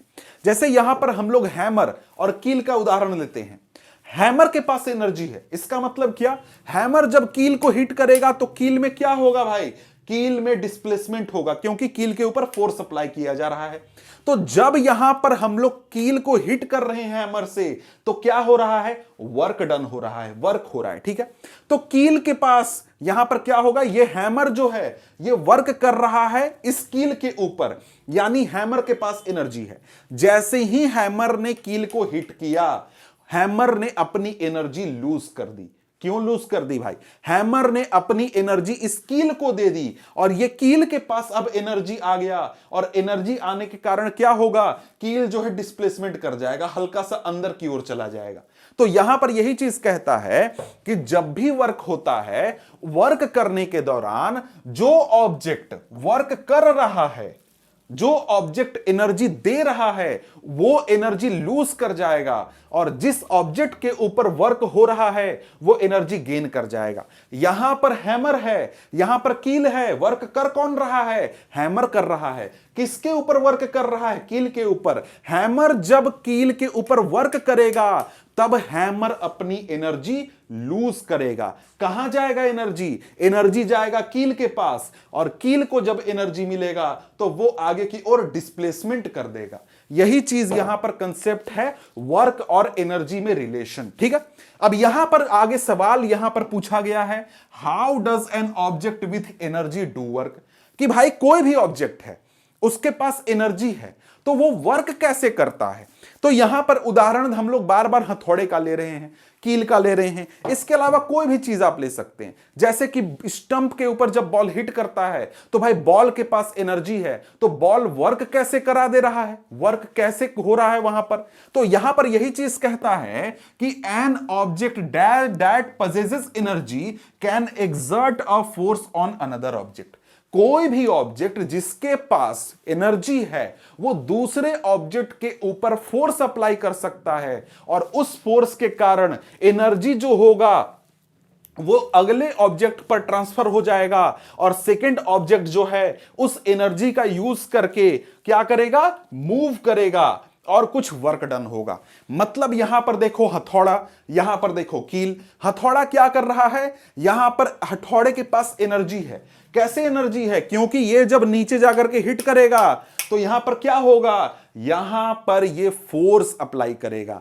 फोर्स अप्लाई जैसे ही करेगा यहां पर इसकी एनर्जी लूज हो जाएगी और यहां पर स्किल में एनर्जी गेन हो जाएगा। तो इसने फोर्स अप्लाई किया और यहां पर ये स्किल ने एनर्जी गेन कर लिया और जैसे ही इसको एनर्जी मिला कील को, उस एनर्जी का यूज करके ये थोड़ा सा आगे की ओर बढ़ गया, यहां पर डिस्प्लेसमेंट इसमें हो गया। तो इस प्रकार से यहां पर जब कोई भी ऑब्जेक्ट यहां पर एनर्जी उसके पास होता है तो वो दूसरे ऑब्जेक्ट के ऊपर फोर्स अप्लाई करके डिस्प्लेसमेंट कराता है जिससे कि वो वर्क डन कराता है। तो यहां पर आप समझ गए कि एनर्जी होने की वजह से वर्क डन कैसे होता है, समझ गए। अब यहां पर आगे देखें तो आगे यहां पर क्या कहता है, thus the first object had a capacity to do work, this implies that any object possesses energy can do work. यहां पर वही पहले और दूसरे ऑब्जेक्ट की बात है। पहला ऑब्जेक्ट मतलब क्या, जो वर्क कर रहा है। यहां पर हथौड़ा क्या है, इसके पास एनर्जी है, ये वर्क कर रहा है। दूसरा ऑब्जेक्ट हमारा कील है, इसके ऊपर वर्क हो रहा है। तो यहां पर जब भी वर्क होगा कि हथौड़ा एनर्जी लूज करेगा, यहां पर हमारा कील एनर्जी गेन करेगा। क्रिकेट के एग्जांपल में हम लोग देखें तो बॉल जब जाता है तो बॉल के पास एनर्जी है, और बॉल जैसे ही विकेट को हिट कर देता है तो बॉल अपनी एनर्जी लूज कर जाता है और विकेट एनर्जी गेन कर जाता है, जिसके कारण उसकी गिल्लियां उड़ जाती हैं। समझ गए? तो यहां पर ये एग्जांपल आप समझ गए, ये कंसेप्ट आप समझ गए। अब यहां पर आगे कहता है The energy possessed by an object is thus measured in terms of capacity of doing work. अब यहां पर पूछता है कि भाई अब चलो, हम लोगों ने जिस प्रकार से वर्क डन को कैलकुलेट किया, वर्क डन को मेजर किया, उसी प्रकार से अब हम क्या करेंगे, एनर्जी को मेजर करेंगे, एनर्जी को कैलकुलेट करेंगे। तो एनर्जी को हम कैसे कैलकुलेट करते हैं? तो यहां सीधी सीधी बात बोलता है कि देखो, एनर्जी का मतलब क्या हुआ, एनर्जी का सीधा सीधा मतलब हुआ कि भाई जितना तुम काम कर सकते हो, जितना वर्क करने की तुम में कैपेसिटी है, वही तुम्हारी एनर्जी है। मतलब पूछा जाए कि भाई इस हथौड़े के पास कितनी एनर्जी है, तो भाई ये जितना काम कर सकता है ना, उतनी ही इसके पास एनर्जी है। मतलब ये हिट करके जितना फोर्स अप्लाई करेगा, जितना वर्क डन करवा सकता है, उतनी ही इसकी एनर्जी है। सिंपल यहां पर कंसेप्ट तुम समझ गए कि भाई हमें क्या करना है, हमें एनर्जी मेजर करना है। एनर्जी कैसे मेजर करेंगे? तो भाई एनर्जी का मतलब क्या कि वर्क डन करवा सकता है, ठीक है, वर्क करने की कैपेसिटी है। तो भाई एनर्जी मेजर करने का सीधा तरीका, जितना वर्क हो सकता है उतनी एनर्जी है, सीधी सीधी बात है। कहता है यही चीज, the unit of energy is therefore the same as that of work, that is joule. तो यहां पर हम लोग वर्क के माध्यम से, वर्क के मदद से हम लोग कैलकुलेट कर रहे हैं एनर्जी, इसलिए हम लोगों के एनर्जी का भी जो ऐसा यूनिट होता है, यूनिट वो हमारा क्या होता है, जूल होता है, जैसा कि हमारे वर्क में था। अब यहां पर आपसे क्वेश्चन आता है, डिफाइन 1 जूल ऑफ वर्क। जैसे हमने डिफाइन 1 जूल ऑफ एनर्जी, जैसे हमने 1 जूल ऑफ वर्क समझा था, 1 जूल ऑफ वर्क क्वेश्चन था, उसी प्रकार से हमारा आएगा क्वेश्चन 1 जूल ऑफ एनर्जी। अब यहां पर 1 जूल ऑफ एनर्जी का मतलब क्या हुआ, 1 joule is the energy required to do 1 joule of work. 1 joule work done करने के लिए जितना एनर्जी चाहिए, वही हमारा क्या है, 1 जूल एनर्जी है। मतलब 1 जूल एनर्जी का मतलब क्या हुआ, 1 जूल ऑफ वर्क करने के लिए जो एनर्जी चाहिए उसे हम 1 जूल ऑफ एनर्जी कहते हैं। ठीक है, मतलब 1 जूल ऑफ वर्क आप समझ रहे हैं कि 1 न्यूटन का फोर्स लगा के 1 मीटर तक हमने डिस्प्लेस किया, वो हमारा क्या हो गया, 1 जूल ऑफ वर्क डन हो गया। ठीक है, अब यहां पर कई बार हम लोग एनर्जी के लिए लार्जर यूनिट लेते हैं, किलो जूल लेते हैं, मेगा जूल लेते हैं। 1 किलो जूल का मतलब 1000 जूल, और मेगा जूल मतलब 1000 इंटू 1000 जूल। ठीक है, अब यहां पर आगे हमारे सामने आ जाता है टॉपिक 10.2.1 फॉर्म्स ऑफ एनर्जी। अब भाई देखो, यहां पर एनर्जी के बारे में यह बात जान लो कि एनर्जी जो है हमारे नेचर में बहुत सारे फॉर्म्स में पाया जाता है। केमिकल एनर्जी होता है, या फिर मैकेनिकल एनर्जी होता है। मैकेनिकल में हमारा पोटेंशियल काइनेटिक एनर्जी हो जाता है, heat energy, electrical energy, light energy, sound energy, बहुत सारे एनर्जी के फॉर्म्स होते हैं। तो यहां पर देखो, इस चैप्टर में हम लोगों को ज्यादातर फॉर्म्स के बारे में कुछ पढ़ना है नहीं। यहां पर हम लोग किसकी बात कर रहे हैं, मैकेनिकल एनर्जी की बात कर रहे हैं। यानी कि वैसा एनर्जी जो कि मोशन से, पोजीशन से जुड़ा हुआ है, जिसमें कि हम लोग इस चैप्टर में पोटेंशियल एनर्जी और काइनेटिक एनर्जी को पढ़ने वाले हैं। बाकी सारे चीजों को, बाकी सारे फॉर्म्स ऑफ एनर्जी को यहां पर हम लोग नहीं पढ़ेंगे। ठीक है, तो यहां पर हम लोग क्या करते हैं, बारी बारी से इन दोनों को पढ़ लेते हैं। काइनेटिक एनर्जी पहले पढ़ेंगे, फिर हम लोग पोटेंशियल एनर्जी पढ़ने का काम करेंगे। अब यहां पर देखिए, आपको जेम्स प्रेस्कॉट जूल के बारे में बताया गया है, जिनके रिस्पेक्ट में हमारा जो यूनिट है एनर्जी का या फिर वाट का जूल रखा गया है, उनके बारे में यहां पर काफी कुछ बातें दी गई हैं। वैसे आगे जाकर के इनके बनाए गए बहुत सारे रूल्स एंड रेगुलेशन वगैरह आपको पढ़ने होंगे आगे के क्लासेस में। ठीक है, अब यहां पर आगे हमारे सामने टॉपिक क्या है, टॉपिक है 10.2.2 काइनेटिक एनर्जी। हम लोग किस चीज की बात कर रहे हैं, काइनेटिक एनर्जी की बात कर रहे हैं। तो भाई काइनेटिक एनर्जी क्या है, एक प्रकार का फॉर्म ऑफ एनर्जी है जो कि उसके वर्च्यू ऑफ मोशन की वजह से होता है। ये चीज, ये टॉपिक आपने पहले कहीं पढ़ा होगा, सुना होगा, नहीं पढ़ा है तो इस वीडियो में, इस टॉपिक में, इस चैप्टर में आप अच्छे से समझ लेंगे। यहां पर आपको एक्टिविटी 10.6 बोल रहा है, ठीक है। सिंपल सा छोटा सा एक्टिविटी है। बोलता है कि एक हेवी बॉल लीजिए, स्टील का, प्लास्टिक का, कुछ का भी ले सकते हैं, उसको थिक बेड ऑफ सैंड पर यानी कि बालू पर आपको गिराना है। अब यहां पर क्या होता है कि आप उसको 25 सेंटीमीटर से गिराइए, और 25 सेंटीमीटर से जब आप गिराएंगे तो वहां पर एक डिप्रेशन क्रिएट होगा सैंड के ऊपर, सैंड के ऊपर एक प्रकार का गड्ढा क्रिएट होगा, ठीक है। तो यहां पर क्या होगा भाई, यहां पर ये जब आप गिराएंगे तो यहां पर ये गड्ढा क्रिएट होगा, ठीक है। इसी प्रकार से आपको क्या करना है, इसी प्रकार से आगे 50 सेंटीमीटर और फिर 1.5 मीटर से आपको यहां पर गिराना है उस बॉल को, और यहां पर सभी के डिप्रेशंस को यहां पर अलग अलग नोट करने हैं, उसको चेक करना है कि विजिबल रहे। तो यहां पर आपको यह पता चलेगा कि जितनी ज्यादा हाइट से आप ऑब्जेक्ट को गिराएंगे उतना ज्यादा यहां पर आपका डिप्रेशन क्रिएट होगा, उतना बड़ा गड्ढा यहां पर क्रिएट होगा। अब ऐसा क्यों है भाई, ऐसा हो क्यों रहा है, यह चीज हम लोग देखेंगे, समझेंगे। अब यहां पर आगे देखें तो आगे एक्टिविटी 10.7 है हमारा। 10.7 में यहां पर ये आपका एक्टिविटी है, इस प्रकार से आपको सेटअप तैयार करना है। इस सेटअप को तैयार करना है, इसमें क्या करना है कि आपका जो यहां पर वुडन ब्लॉक को आगे रखना है, पीछे आपको जैसे ये तस्वीर से ही समझा देता हूं। यहां देखो क्या किया गया है, यहां पर ये जो सबस्टांस है इसमें चक्के लगाए हुए हैं, गाड़ी जैसा है, इसमें रस्सी बांध करके यहां पर लटकाया गया है, और यहां पर इसको क्या किया जाएगा, छोड़ा जाएगा। जैसे ही छोड़ा जाएगा तो यहां पर ये ऑब्जेक्ट रखा हुआ है, इस ऑब्जेक्ट को ये हिट करेगा, और हिट करने के बाद कुछ दूर तक ले जाएगा और यहां तक पहुंचा देगा। तो यहां पर सिंपली आपको एग्जाम्पल दिखाया जा रहा है काइनेटिक एनर्जी का, कि भाई काइनेटिक एनर्जी भी कोई एनर्जी होती है जिसके वजह से वर्क डन हो सकता है, उसका ये एग्जाम्पल है, ठीक है। अब यहां पर आगे बढ़ते हैं तो आगे यहां पर हमारे सामने सीधे आ जाता है टॉपिक, क्योंकि सीधे हम लोग काइनेटिक एनर्जी को समझने का कोशिश करते हैं। अब यहां पर क्या बोलता है, a moving object can do work. क्या बोल रहा है, moving object can do work. इसका क्या मतलब हुआ, मतलब कि कोई भी मूविंग ऑब्जेक्ट है वो वर्क कर सकता है। जैसे हमने एग्जाम्पल किस चीज का समझा था, एग्जाम्पल हमने देखा था कि जब भी क्रिकेट बॉल इस प्रकार से जाता है और विकेट को हिट करता है तो गिल्लियां उड़ जाती हैं, विकेट भी इधर उधर उड़ जाता है, ठीक है। तो यहां पर यह क्यों हो रहा है, क्योंकि बॉल जो है मोशन में है, बॉल मूव कर रहा है, ठीक है। अब यहां पर कहता है कि an object moving faster can do more work, मतलब कोई ऑब्जेक्ट अगर और फास्ट मूव करे तो उसके पास वो ज्यादा काम कर सकता है, ज्यादा काम कर सकता है। इसका मतलब क्या हुआ, मतलब वो ज्यादा फोर्स अप्लाई कर सकता है, और ज्यादा फोर्स अप्लाई होगा तो क्या होगा, डिस्प्लेसमेंट ज्यादा होगा, मतलब कि वर्क डन ज्यादा हो जाएगा, ठीक है। कहता है कि a moving bullet, a blowing wind, a rotating wheel, a speeding stone can do work, how does a bullet pierce the target. अब यहां बुलेट का ही एग्जांपल हम लोग ले लेते हैं। भाई बुलेट, आपने गोली के बारे में सुना होगा, गोली जानते होंगे कि भाई क्या होता है। जैसे यहां पर देखो तो यहां पर बंदूक से गोली चलाई जा रही है। भाई गोली का साइज क्या होता है, छोटा सा, जितना बड़ा ये सिक्का है ना इतना ही बड़ा गोली होता है, छोटा सा बहुत हल्का गोली होता है। अब यहां पर क्या होगा, ये जो बुलेट है, गोली है, इसको जब हम लोग बंदूक से चलाते हैं तो ये बहुत ही फास्ट मूव करता है, करीब 300 कुछ या फिर 100 मीटर, 300 फीट पर सेकेंड या कुछ है स्पीड, उस स्पीड से मोशन करता है।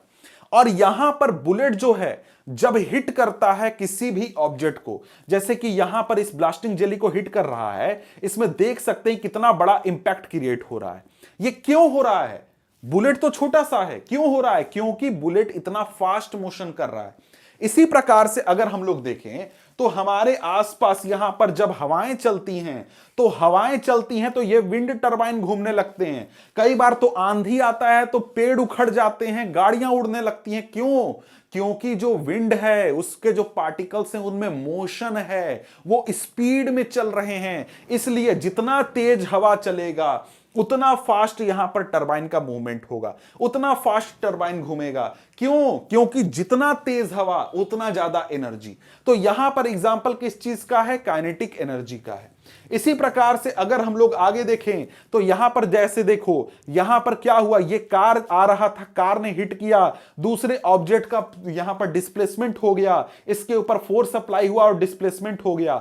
तो यहां पर क्या हुआ, वर्क डन हुआ या फिर नहीं हुआ। तो सीधी सीधी बात समझो, सीधी सीधी बात क्या है भाई कि कोई भी ऑब्जेक्ट जब मोशन करता है, मूव करता है, तो वो उसके पास क्या होती है, एनर्जी होती है। और उस एनर्जी का मतलब क्या हुआ, मतलब कि वो दूसरे ऑब्जेक्ट के ऊपर फोर्स अप्लाई कर सकता है और डिस्प्लेसमेंट करवा सकता है। अब यहां पर क्योंकि यहां पर ये जो एनर्जी है ऑब्जेक्ट के पास मोशन की वजह से है, इसलिए इस एनर्जी को हम लोग क्या बोलते हैं, काइनेटिक एनर्जी बोलते हैं। क्या energy, kinetic energy. Kinetic energy का मतलब क्या हुआ, मतलब कि ऑब्जेक्ट के मोशन की वजह से जो एनर्जी है ऑब्जेक्ट के पास, उसको हम लोग क्या बोलेंगे, काइनेटिक एनर्जी बोलेंगे। ठीक है, तो यहां पर क्या बोल रहा है, object in motion possess energy, we call this energy kinetic energy. तो काइनेटिक एनर्जी का सिंपल मतलब समझ गए, कोई भी ऑब्जेक्ट जब मोशन में होता है तो उसके मोशन की वजह से उसके पास एक एनर्जी होती है और उस एनर्जी को हम लोग काइनेटिक एनर्जी बोलते हैं, जो उसके मोशन की वजह से होती है। ठीक है, जैसे बुलेट छोटा सा है, जैसे ये सिक्का है, इस सिक्के से मैं आपको फेंक करके मार दूं, थोड़ा सा चोट लगेगा, लेकिन अगर इस सिक्के को बंदूक में डाल करके मैं चला दूं तो बहुत भयानक चोट लगेगा, शायद आप मर भी जाइएगा। समझ गए? तो क्यों ऐसा फर्क क्यों आया कि एक कंडीशन में थोड़ा सा चोट लगा, एक कंडीशन में सीधे ऊपर? तो ऐसा इसलिए क्योंकि चेंज आ गया स्पीड का। समझ गए? तो ज्यादा एनर्जी कब होगी, जब ऑब्जेक्ट फास्ट मूव करेगा। कम एनर्जी कब होगी, जब ऑब्जेक्ट स्लो मूव करेगा। मतलब क्या, ऑब्जेक्ट के पास एनर्जी क्यों है, उसके मोशन की वजह से है, उसके मूवमेंट की वजह से। ठीक है, सिंपली बात समझ गए। यहां पर जैसे एग्जांपल कुछ दिए गए हैं, जैसे falling coconut, speeding car, rolling stone, flying aircraft, flowing water, blowing wind, running athlete possess kinetic energy. मतलब कोई भी ऑब्जेक्ट अगर मोशन में होता है तो उसके पास क्या होती है, काइनेटिक एनर्जी होती है। कहता है कि in short kinetic energy is the energy possessed by object due to its motion. यही भैया एक ही बात बार बार बोल रहा है, सिंपल सी सा बात है। जैसे मैं यहां पर हाथ ऐसे ला करके ऐसे छू दूं, चोट नहीं लगेगा, लेकिन ऐसे खींच करके मारूं तो ज्यादा चोट लगेगा। क्यों? क्योंकि जब खींच के मारूंगा तो मेरे हाथ का काइनेटिक एनर्जी ज्यादा होगा। जितना जोर से खींच के मारूंगा उतना ज्यादा चोट लगेगा, क्योंकि जितना जोर से खींच के मारूंगा उतना ज्यादा मेरा हाथ का काइनेटिक एनर्जी होगा। समझ गए? तो मोशन की वजह से जो एनर्जी होता है ऑब्जेक्ट के पास, उसको हम लोग क्या बोलते हैं, काइनेटिक एनर्जी बोलते हैं। काइनेटिक एनर्जी इंक्रीज करता है जैसे जैसे ऑब्जेक्ट का स्पीड इंक्रीज करता है। सीधी सीधी बात है, 2-3 लाइन के पॉइंट्स हैं। एक पॉइंट, पहला पॉइंट क्या है भाई, कि ऑब्जेक्ट जब मोशन में होता है तो उसके मोशन की वजह से उसके पास एनर्जी होती है, जिसको कि हम लोग काइनेटिक एनर्जी बोलते हैं। और ये काइनेटिक एनर्जी स्पीड के साथ इंक्रीज करती है। ये बात क्लियर हो गई, 2 पॉइंट्स एकदम सीधा सीधा एकदम क्लियर हो गए। ठीक है, आगे अब यहां पर आगे पूछता है, how much energy is possessed bye a moving body by virtue of its motion. अब यहां पर हमको क्या करना है, हमको नापना है, मेजर करना है कि भाई कोई भी ऑब्जेक्ट अगर मोशन कर रहा है तो मोशन करने के दौरान उसके पास कितनी एनर्जी है, ये हमें कैलकुलेट करना है। अब तो हम लोग यहां पर क्या करेंगे, अब तरीका निकालेंगे कि कैसे कैलकुलेट होगा भाई, कि कोई ऑब्जेक्ट के पास कितना एनर्जी है, कितना काइनेटिक एनर्जी है। ठीक है, तो यहां पर कहता है कि by definition we say that kinetic energy of a body moving with a certain velocity is equal to the work done on it to make it acquire that velocity। अब बोलता है कि भाई देखो, यहां पर इसका सीधा मतलब यह हुआ, सीधा तरीका है कैलकुलेशन का, कि कोई भी ऑब्जेक्ट है, अगर मान लो कि चलो वो 10 मीटर पर सेकेंड के स्पीड से क्या कर रहा है, मोशन कर रहा है, और 10 मीटर पर सेकेंड की स्पीड से मोशन कर रहा है, तो उसके पास कितनी एनर्जी है। तो सीधा बात है कि भाई 10 मीटर पर सेकेंड स्पीड तक पहुंचाने में जितना एनर्जी लगा उतना ही उसके पास एनर्जी है। समझ रहे हो बात को? मतलब यहां पर देखो, जैसे यहां पर क्या है, बंदूक से गोली चल रही है, बंदूक से गोली चली और गोली जब हिट करेगी तो उसके पास कितनी एनर्जी है, गोली के पास, बंदूक से जो बुलेट चला, गोली चली, उसके पास कितनी एनर्जी है। सीधा सीधा बात है, यहां पर बंदूक जो है उसमें गोली को वो स्पीड देने में जितना एनर्जी लगा वही उसके पास कुल मिलाकर क्या है, एनर्जी है, जिससे कि वो हिट कर सकता है, इंपैक्ट क्रिएट कर सकता है। समझ गए? तो यहां पर यह सीधा सीधा बात है कि कोई भी ऑब्जेक्ट सर्टेन वेलोसिटी से चल रहा है, 10 मीटर पर सेकंड है या 20 मीटर पर सेकंड है या फिर 30 मीटर पर सेकंड है, उसके पास कितनी एनर्जी है? तो भाई इतना स्पीड दिलाने में जितना एनर्जी खर्च हुआ वही उसके पास कुल मिलाकर एनर्जी है। मतलब सीधा सीधा बात है, मेरे पास कितना पैसा है? 1 भी रुपया नहीं है। मेरे को जितना अभी पैसा मिलेगा उतना ही हम खर्चा कर सकते हैं ना। जितना पैसा मिलेगा उतना ही मेरे पास पैसा होगा। यही ऑब्जेक्ट है, 0 के स्पीड पर था, इसके पास काइनेटिक एनर्जी कितना था? 0 था। लेकिन ये 10 के स्पीड पर आ गया तो कितना इसके पास काइनेटिक एनर्जी होगा? जितना एनर्जी इसको दिया गया 10 का स्पीड दिलाने के लिए उतना एनर्जी इसके पास होगा। मतलब मैं यहां पर 0 की स्पीड पर हूं, मेरी काइनेटिक एनर्जी क्या है? 0 है।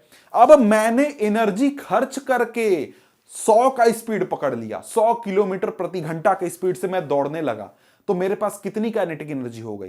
तो मेरे शरीर को 100 किलोमीटर प्रति घंटा स्पीड पकड़ाने के लिए जितना एनर्जी खर्च किया गया वो एनर्जी काइनेटिक एनर्जी के रूप में मेरे शरीर में सेव हो गई, मेरे शरीर में आ गई। ठीक है, तो यही बात है और इसी चीज का यूज करके हम लोग फॉर्मूला निकालते हैं। किस चीज का? काइनेटिक एनर्जी कैलकुलेट करने का फॉर्मूला निकालते हैं। तो अब हम क्या करेंगे?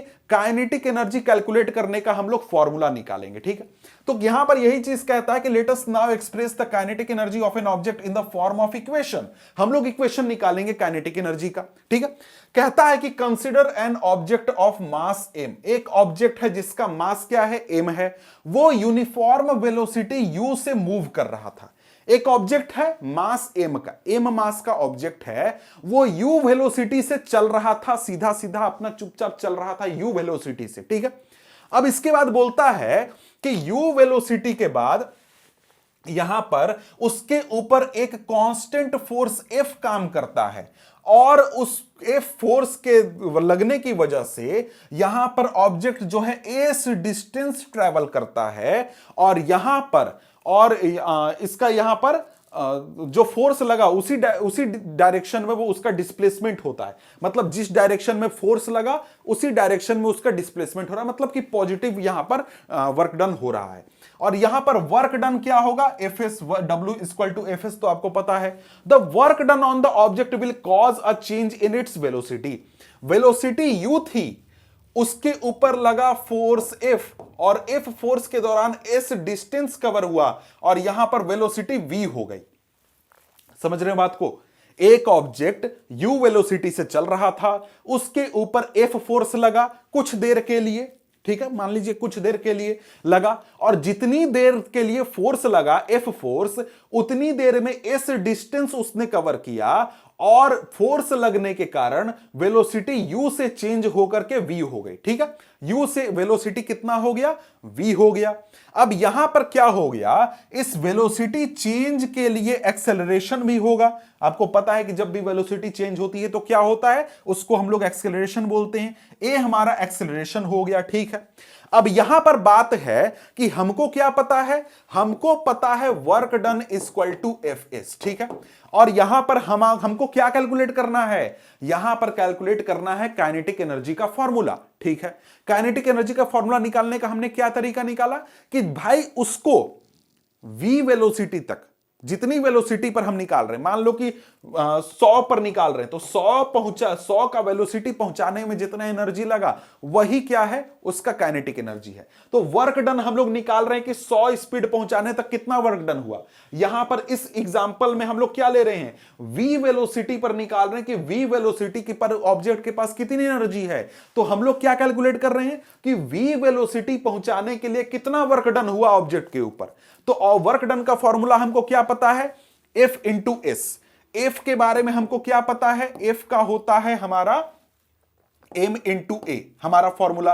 अब यहां पर इंटू एस है, तो भाई s का हमें क्या करना होगा? s का फॉर्मूला निकालना होगा। s के बारे में हमको नहीं पता है, यहां कुछ s नहीं है, तो हम लोग s का इक्वेशन निकालेंगे। कैसे निकालेंगे? हमको पता है v square minus you square equal to 2as होता है। ठीक है, अब इसी से हम लोग क्या कर लेंगे? हम लोग यहां पर निकाल लेंगे s का फॉर्मूला। तो 2a को इधर जब ले आएंगे तो s equal to V square minus you square divided by 2a, ठीक है, ये हो गया। और इस चीज को हम लोग कहां पुट कर देंगे, इस चीज को हम लोग यहां पर s के जगह पर पुट कर देंगे। और जब हम लोग ऐसा करेंगे तो हमारे पास क्या आ जाएगा, ये वाला इक्वेशन आ जाएगा, W equal to m into A into we square minus you square divided by 2a, ठीक है। तो ये आ जाएगा, a और a हमारा कैंसिल हो जाएगा, तो ये आ जाएगा half m v square minus you square. ये हमारा आ गया इक्वेशन किस चीज का, वर्क डन का। वर्क डन मतलब क्या, एक ऑब्जेक्ट u वेलोसिटी पर था और u वेलोसिटी से v वेलोसिटी पहुंचाने में कितना वर्क डन हुआ, हम लोग ऐसे कैलकुलेट करते हैं। लेकिन यहां पर बोलता है कि हमको क्या पता करना है, हमको पता करना है कि v वेलोसिटी पर कितनी एनर्जी है। तो यहां पर बोलता है कि मान लो शुरुआत में ऑब्जेक्ट जो था वो u था 0, एक ऑब्जेक्ट रेस्ट में था और रेस्ट से हमने v वेलोसिटी तक अगर पहुंचाया ऑब्जेक्ट को, तो हम यहां पर वर्क डन निकालेंगे। फिर उस कंडीशन में क्या, u के जगह पर 0 रख देंगे, तो यहां पर क्या हो जाएगा, work done equal to half m v square. अब ये आपका इक्वेशन आ गया किस चीज का, हमारा काइनेटिक एनर्जी का। इसी चीज को वर्क डन के जगह पर हम लोग क्या लिख देंगे, काइनेटिक एनर्जी लिख देंगे। तो यहां पर हमारा क्या हो जाएगा, हाफ m v स्क्वायर आ जाएगा, ठीक है। अब यहां पर देखिए, अब लिखिए सर ये u को 0 हमने क्यों लिख दिया, ऐसा क्यों किया, क्या हुआ यहां पर, हुआ ये देखो, यहां पर क्या बोल रहा है, यहां पर बोल रहा है कि देखो ये जो वर्क डन का हमने फॉर्मूला निकाला, ये वाला किस कंडीशन के लिए है, u वेलोसिटी पर ऑब्जेक्ट था, उसके ऊपर फोर्स लगा, वेलोसिटी कितनी हो गई, v वेलोसिटी हो गई। तो v वेलोसिटी पर हम लोगों का ये वर्क डन हमको पता चल रहा है u से v तक पहुंचाने में। अगर u 0 था, तो अगर ऑब्जेक्ट रेस्ट पर था और रेस्ट से उठा करके हमने v वेलोसिटी तक अगर ऑब्जेक्ट को पहुंचाया है, तो v वेलोसिटी पर एनर्जी, काइनेटिक एनर्जी हमको यहां पर पता चल जाएगी अगर u के जगह पर हम लोग 0 रख दें।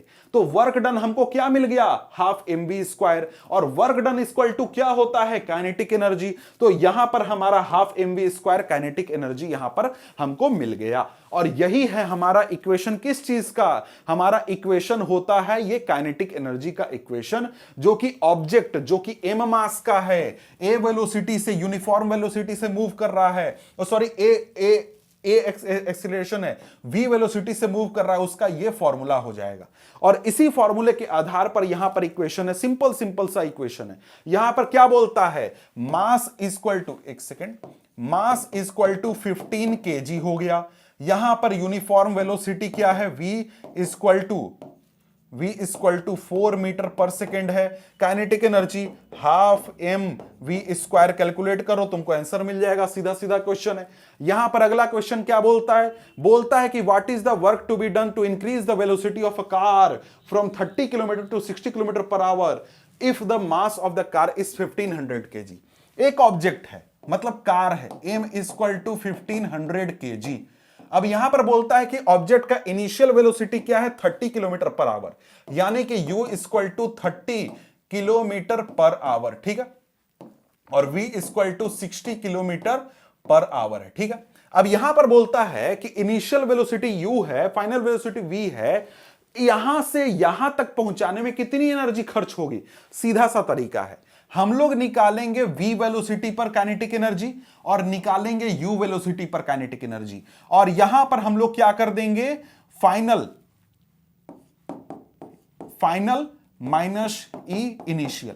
मतलब कि u वेलोसिटी पर जो एनर्जी है उसको v में से माइनस कर देंगे, हमको यहां पर रिजल्ट मिल जाएगा। और ऐसा ही एनसीईआरटी में भी किया गया है और यहां पर इसी प्रकार का सॉल्यूशन है, ठीक है। अब यहां पर आगे बढ़े तो आगे हमारे सामने क्या है, कुछ क्वेश्चंस है। What is kinetic energy, right N expression for kinetic energy. एक काइनेटिक एनर्जी यहां पर कैलकुलेट करना है, सिंपली आप कर सकते हैं, ठीक है। इसके बाद आ जाता है हमारे सामने अगला टॉपिक, जो कि है पोटेंशियल एनर्जी। पोटेंशियल एनर्जी देखो सिंपल सा कंसेप्ट है, काइनेटिक एनर्जी में ऑब्जेक्ट के पास एनर्जी होती है, मतलब क्या, वो फोर्स अप्लाई कर सकता है, ऑब्जेक्ट में डिस्प्लेसमेंट ला सकता है, ठीक है, फोर्स अप्लाई करके, ठीक है। पोटेंशियल एनर्जी में भी यही बात है कि पोटेंशियल एनर्जी में भी ऑब्जेक्ट के पास एनर्जी है, वो दूसरे ऑब्जेक्ट के ऊपर फोर्स अप्लाई कर सकता है और उसमें डिस्प्लेसमेंट ला सकता है, ठीक है। लेकिन यहां पर पोटेंशियल एनर्जी के बारे में क्या है कि पोटेंशियल एनर्जी के बारे में बोलता है कि पोटेंशियल एनर्जी कब होती है, जब ऑब्जेक्ट का पोजीशन या फिर कॉन्फ़िगरेशन ऐसा हो।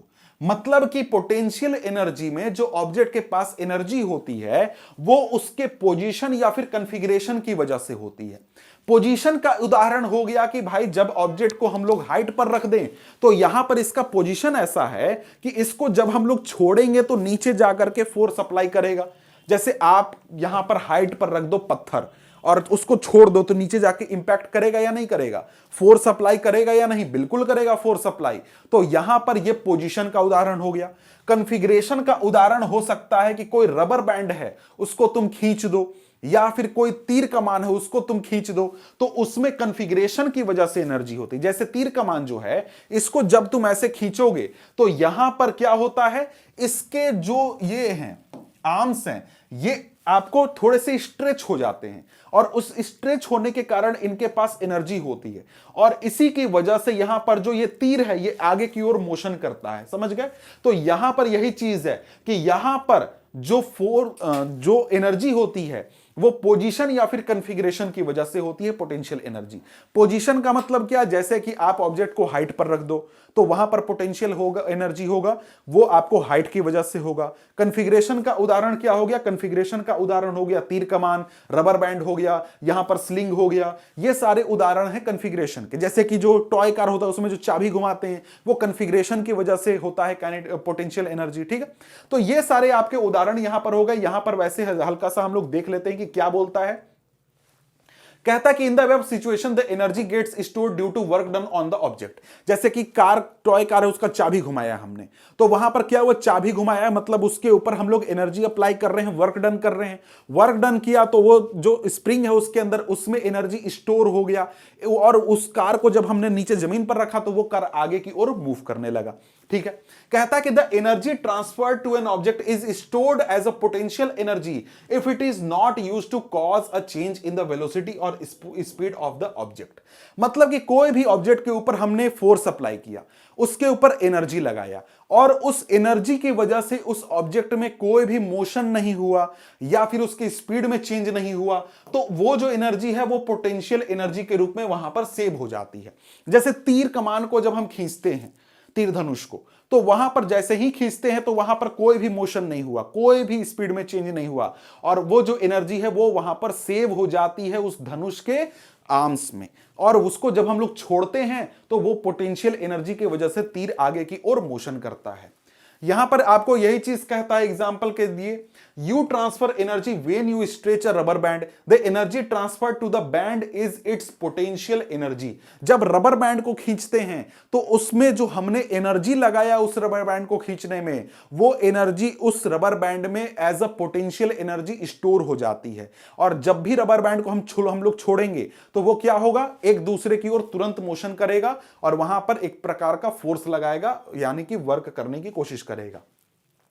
You do work while winding the key of a toy car। Toy car को जब हम लोग चाबी घुमाते हैं तब उसमें क्या होता है, एक प्रकार से हम लोग वर्क करते हैं जिसकी वजह से क्या होता है, उसमें एनर्जी स्टोर हो जाती है पोटेंशियल एनर्जी के रूप में। कहता है कि the energy transfer to the spring inside is stored at potential energy. The potential energy possessed by object is the energy present in it by virtue of its position और configuration। ये तो मैंने आपको समझा दिया। ठीक है, अब यहां पर आगे बढ़े तो आगे हमारे सामने क्या है, इसी से जुड़ा हुआ एक टॉपिक है हमारा potential energy of an object at a height. मतलब कोई भी ऑब्जेक्ट है वो सर्टेन हाइट पर रखा हुआ है और यहां पर इसकी वजह से, हाइट की वजह से जो ऑब्जेक्ट के पास एनर्जी होगी पोटेंशियल एनर्जी, वो उसके लिए हम लोग इक्वेशन निकालेंगे। उसके लिए यहां पर हम लोग कैसे कैलकुलेट करेंगे कि कितना है, कितना एनर्जी है। ठीक है, तो ये बहुत ही आसान है, बहुत ही सिंपल सा चीज है। तो यहां पर आप लोग समझ रहे हैं कि ये किस प्रकार का पोटेंशियल एनर्जी है, पोजीशन की वजह से जो पोटेंशियल एनर्जी है उसकी हम लोग यहां पर बात कर रहे हैं। तो यहां पर बोलता है कि an object increases it's energy when raised through a height, this is because work is done on it against gravity while it is being raised. यहां पर बोलता है कि देखो, जैसे जैसे कोई भी ऑब्जेक्ट को हम लोग ऊपर की ओर उठाते हैं, जैसे जैसे किसी भी ऑब्जेक्ट का हम लोग हाइट बढ़ाएंगे वैसे वैसे उसकी पोटेंशियल एनर्जी इंक्रीज करती है। क्यों इंक्रीज करती है? क्योंकि ऑब्जेक्ट को ऊपर उठाने में हम इसके ऊपर वर्क डन कर रहे हैं, हम इसके ऊपर एनर्जी अप्लाई कर रहे हैं। और एनर्जी क्यों अप्लाई कर रहे हैं? क्योंकि ग्रेविटी इसको लगातार अपनी ओर खींच रही है। और यहां पर जैसे जैसे हम ऊपर उठा रहे हैं वैसे वैसे हमारे द्वारा किया गया वर्क डन, हमारे द्वारा लगाया गया एनर्जी इसमें स्टोर होता जा रहा है एज अ पोटेंशियल एनर्जी। समझ गए? और यहां पर कहता है कि the energy present in such an object is the gravitational potential energy. मतलब कि जब भी कोई ऑब्जेक्ट को हाइट पर उठाया जाता है तो उसके हाइट की वजह से जो उसके पास एनर्जी होती है वो कौन सी एनर्जी होती है? उसको हम लोग बोलते हैं ग्रेविटेशनल पोटेंशियल एनर्जी। कहता है कि the gravitational potential energy of an object at a point above the ground is defined as the work done in raising it from the ground to that point against gravity. अब बोलता है कि देखो कोई भी ऑब्जेक्ट है उसको हमने क्या किया, सर्टेन हाइट पर उठाया, तो सर्टेन हाइट पर उसके पास कितनी पोटेंशियल एनर्जी है, कितनी ग्रेविटेशनल पोटेंशियल एनर्जी है? तो वही बात है कि जितना एनर्जी दोगे उतना ही एनर्जी उसके पास रहेगा। जितना एनर्जी खर्च करके हमने इसको इतनी हाइट पर उठाया उतना ही एनर्जी इसके पास है। समझ गए? यही चीज बोलता है कि gravitational potential energy of an object at a point above the ground is defined as work done in raising it from ground to that point against gravity। मतलब ग्रेविटी फोर्स के अगेंस्ट में हम क्या कर रहे हैं, ग्राउंड से उठा करके जितना एनर्जी खर्च करके इस सर्टेन हाइट पर हमने ऑब्जेक्ट को पहुंचाया, उस यहां तक लाने में जितना एनर्जी हमने खर्च किया, जितना वर्क डन किया, उतना ही एनर्जी इस ऑब्जेक्ट के पास है। ठीक है? अब यहां पर यही चीज बोलता है जो मैंने आपको पहले बोला था, it is easy to arrive at an expression for the gravitational potential energy of an object at a height. यहां पर बोल रहा है देखो ग्राउंड है, ग्राउंड से इतना हाइट तक ऑब्जेक्ट को हमने उठा दिया, तो ग्राउंड से इतना हाइट उठाने में जितना एनर्जी खर्च करोगे उतना ही इस ऑब्जेक्ट के पास क्या होगा, पोटेंशियल एनर्जी होगा। ठीक है? अब इसका इक्वेशन कैसे निकालेंगे? तो भाई कितना एनर्जी हम लोग खर्च कर रहे हैं ये कैलकुलेट करते हैं। तो उसके लिए बोलता है कि एक ऑब्जेक्ट है मास m का, ठीक है, एम मास मान लो, उसको h हाइट तक उठाया गया, उसके ऊपर हमने फोर्स लगाया उसको ऊपर की ओर उठाने के लिए। जो फोर्स हमने लगाया वो कितना होगा, कम से कम तो mg फोर्स के बराबर होगा। मतलब जिस फोर्स से अर्थ उसको अपनी ओर खींच रहा है, याद है ना पिछला चैप्टर, फोर्स वेट, जिस फोर्स से अर्थ अपनी ओर खींच रहा है कम से कम उतना फोर्स तो हम लोग अप्लाई करेंगे। तो वो फोर्स हमारा क्या हो गया, mg हो गया। और यहां पर ऑब्जेक्ट के पास कितनी एनर्जी आ गई, यही चीज कहता है कि the object gains energy equal to the work done on it. Let us the work done on the object against gravity भी work done equal to force into displacement. Force हमारा क्या हो गया, mg, हाइट हमारा क्या हो, displacement क्या हो गया, सर्टेन हाइट तक, h हाइट तक उठाए, तो यहां पर mg हमारा हो गया फॉर्मूला। यानी कि ग्रेविटेशनल पोटेंशियल एनर्जी कैलकुलेट करने का फॉर्मूला क्या है, mgh है। कहता है कि since work done on the object is equal to the mgh and energy equal to mgh units is gained by the object. हमने mgh एनर्जी, mgh के बराबर एनर्जी खर्च की है h हाइट तक उठाने में, तो ऑब्जेक्ट के पास कितनी ग्रेविटेशनल पोटेंशियल एनर्जी हुई, mgh। जितना हमने एनर्जी खर्च किया उतना ही एनर्जी उसके पास है। तो यहां पर पोटेंशियल एनर्जी का फॉर्मूला mgh आ गया। ठीक है? बहुत ही सिंपल सा चीज है। अब यहां पर देखो इसी से जुड़ा हुआ यहां पर कुछ न्यूमेरिकल्स भी हैं, कुछ पॉइंट्स भी हैं। अब यहां पर देखो, यहां पर कहता है कि the potential energy of an object at a height depends on the ground level और the zero level you choose. An object in a given position can have certain potential energy with respect to one level and different value to potential level with respect to another. यहां देखो simply बात क्या कह रहा है, देखो यहां पर क्या है, मान लो ये हमारा क्या है, ग्राउंड है, ये जमीन है। इस जमीन से हमने ऑब्जेक्ट को उठा करके यहां पर रख दिया, लेकिन हम क्या करते हैं, यहां पर एक छत बना देते हैं, यहां पर हम एक घर बना देते हैं, ये छत हम यहां से गिराते हैं ऑब्जेक्ट को यहां पर। तो इस ऑब्जेक्ट, ये ऑब्जेक्ट जब नीचे गिरेगा, यहां पर गिरेगा, तो यहां पर इसका इंपैक्ट, और जब ये ऑब्जेक्ट यहां आकर के नीचे गिरेगा तो इसका इंपैक्ट क्या सेम होगा, जी नहीं, बिल्कुल भी नहीं। यहां से मैंने मान लो कि मैं जैसे 4th फ्लोर पर खड़ा हूं और 4th फ्लोर पर खड़ा होकर के ये हथौड़ा ऐसे में गिरा दूं, तो 4th फ्लोर पर अपने ही फ्लोर पर अगर गिराऊं तो यहां से जाकर के मेरे पैर के पास गिरेगा। लेकिन मैं छत के किनारे जाकर के ऐसे हथौड़े को गिराता हूं और 4 फ्लोर नीचे जाकर के जमीन पर गिरता है, तो उसका इंपैक्ट सेम होगा क्या? जी नहीं, बिल्कुल भी सेम नहीं होगा। यहां पर यही चीज बोल रहा है कि जो लेवल हम लोग चूज कर रहे हैं इसका हाइट जितना होगा उस हाइट के बराबर हमारा इंपैक्ट होगा इस ग्रेविटेशनल पोटेंशियल एनर्जी का। अगर हम लोग यहां छत से नीचे तक गिराएंगे तो यहां पर इंपैक्ट ज्यादा होगा, यहां पर कम होगा। मतलब जो लेवल हम लोग लेंगे, जिससे कंपेयर करेंगे इस हाइट को, उतना हमारा एनर्जी होगा। ठीक है, अब यहां पर यह पॉइंट थोड़ा सा क्लियर हो गया। इसके बाद आगे क्या बोलता है? बोलता है कि it is useful to note that the work done by the gravity depends on the difference in vertical height of the initial and final position of the object, not the path along which object is moved. मतलब यहां पर देखो, जैसे कि यहां पर बोलता है कोई ऑब्जेक्ट है नीचे जमीन पर रखा हुआ है, अब ये जमीन पर हथौड़ा रखा है, उसको मैं क्या करता हूं, ऐसे जाता हूं, ऐसे घुमा करके, ऐसे घुमा करके, ऐसे घुमा करके यहां पर लाकर रख दिया। तो यहां पर इसके पास कितनी ग्रेविटेशनल पोटेंशियल एनर्जी है? यह किस बात पर डिपेंड करती है कि कहां कहां से यह घूम करके आया था? जी नहीं, बिल्कुल भी नहीं। यहां पर इसके पास कितनी एनर्जी है, यह इस बात पर डिपेंड करेगी यहां से सीधे स्ट्रेट ग्राउंड का डिस्टेंस कितना है, यानी इसकी हाइट कितनी है। यह कितना भी इधर उधर घूम ले, कहीं चला जाए, कुछ हो जाए, कोई फर्क नहीं पड़ता है। सिर्फ किस बात पर ग्रेविटेशनल पोटेंशियल एनर्जी डिपेंड करेगा? सीधा सीधा हाइट पर, यानी कि जो हाइट है स्ट्रेट लाइन के ऊपर। ऐसे पाथ कहीं से घूम के आए तो कोई अंतर नहीं है, दोनों के पास क्या है? सेम यहां पर ग्रेविटेशनल पोटेंशियल एनर्जी है, क्योंकि ग्रेविटेशनल पोटेंशियल एनर्जी सीधा सीधा हाइट पर डिपेंड करता है, स्ट्रेट लाइन पर डिपेंड करता है, पाथ पर डिपेंड नहीं करता है। ठीक है, आगे यहां पर बढ़े तो आगे यहां पर क्या है, कुछ एग्जांपल हैं, यहां पर वही हमें कैलकुलेट करना है यहां पर। ठीक है, तो ये चीजें तो आप कर लेंगे, बहुत ही सिंपल है। यहां पर ये क्वेश्चन है, ठीक है, क्वेश्चन को देख लेते हैं।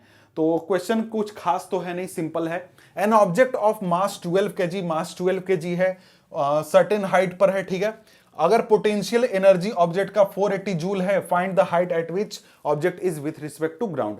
mgh इक्वल टू 480 कर दो, और 480 में mg का यहां पर रख दो, m का मास 12 रख दो, g का मास 10 रख दो, और यहां पर h को कैलकुलेट कर लो। बहुत ही सिंपल सा चीज है। ठीक है, इसके बाद यहां पर आगे टॉपिक है, पूछता है are various energy forms interconvertible. जी हां, बिल्कुल सही बात है। जो अलग अलग फॉर्म्स ऑफ एनर्जी है वो इंटर कन्वर्टिबल होती हैं। एक फॉर्म से दूसरे फॉर्म में एनर्जी को हम लोग कन्वर्ट कर सकते हैं। जैसे एग्जांपल के लिए, हम लोग जो फूड खाते हैं वो फूड एनर्जी जो है एक प्रकार से केमिकल के फॉर्म में होता है, उसको कंज्यूम करते हैं, और उस एनर्जी को कंज्यूम करके हम लोग इस प्रकार से क्या कर रहे हैं, मोशन करने पा रहे हैं, तेज दौड़ने पा रहे हैं, काइनेटिक एनर्जी, और भी forms of energy, heat energy, बहुत फॉर्म्स ऑफ एनर्जी हम लोग जनरेट कर रहे हैं। हमारे आस पर सनलाइट आता है, सनलाइट का यूज करके हमारे प्लांट जो है फूड तैयार कर लेते हैं, सनलाइट का यूज करके हम लोग सोलर पैनल की मदद से बिजली बना लेते हैं। तो एक फॉर्म से दूसरे फॉर्म में एनर्जी को हम लोग कन्वर्ट कर सकते हैं या नहीं? जी हां, बिल्कुल हम लोग कन्वर्ट यहां पर कर सकते हैं। ठीक है, अब यहां पर आगे बढ़े तो आगे यहां पर क्या है, हमारे सामने अगला टॉपिक है। अगला टॉपिक है law of conservation of energy. इसको जरा सा हम लोग आगे अब देख लेते हैं। तो ये law of conservation of energy कहता क्या है भाई? ये लॉ है किस चीज के बारे में? तो भाई एनर्जी के कंजर्वेशन के बारे में। देखो, इसी प्रकार का एक लॉ तुमने पहले भी पढ़ा है, law of conservation of mass. वहां पर हमने क्या पढ़ा था?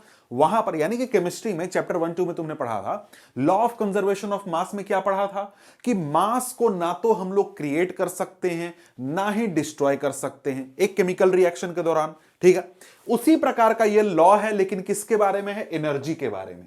तो यहां पर हमको क्या पता चला? अभी तुरंत हमने क्या समझा? हमने समझा कि जो एनर्जी है उसको एक फॉर्म से दूसरे फॉर्म में हम लोग कन्वर्ट कर सकते हैं। मैकेनिकल एनर्जी को हीट एनर्जी में, हीट एनर्जी को हम लोग इलेक्ट्रिकल एनर्जी में, इलेक्ट्रिकल एनर्जी को हम लोग मैकेनिकल में या फिर केमिकल में या फिर किसी और फॉर्म में हम लोग कन्वर्ट कर सकते हैं। तो जब भी हम लोग एनर्जी का ट्रांसफॉर्मेशन करते हैं तब ये हमारा लॉ लागू होता है। ठीक है, तो ये लॉ कहता क्या है? कहता है कि whenever energy gets transformed the total energy remains unchanged. इसका क्या मतलब हुआ? इसका मतलब हुआ this is the law of conservation of energy. According to this law, energy can only be converted from one form to another. It can neither be created or destroyed. The total energy before and after the transformation remains the same. इसका क्या मतलब हुआ? इसका मतलब यह हुआ कि देखो, मान लो हम लोग क्या कर रहे हैं, हम लोग जैसे कि यहां पर एक सोलर पैनल लगाते हैं और ये सोलर पैनल लगा करके सनलाइट की मदद से हम लोग क्या करेंगे, यहां पर इलेक्ट्रिकल एनर्जी जनरेट कर रहे हैं।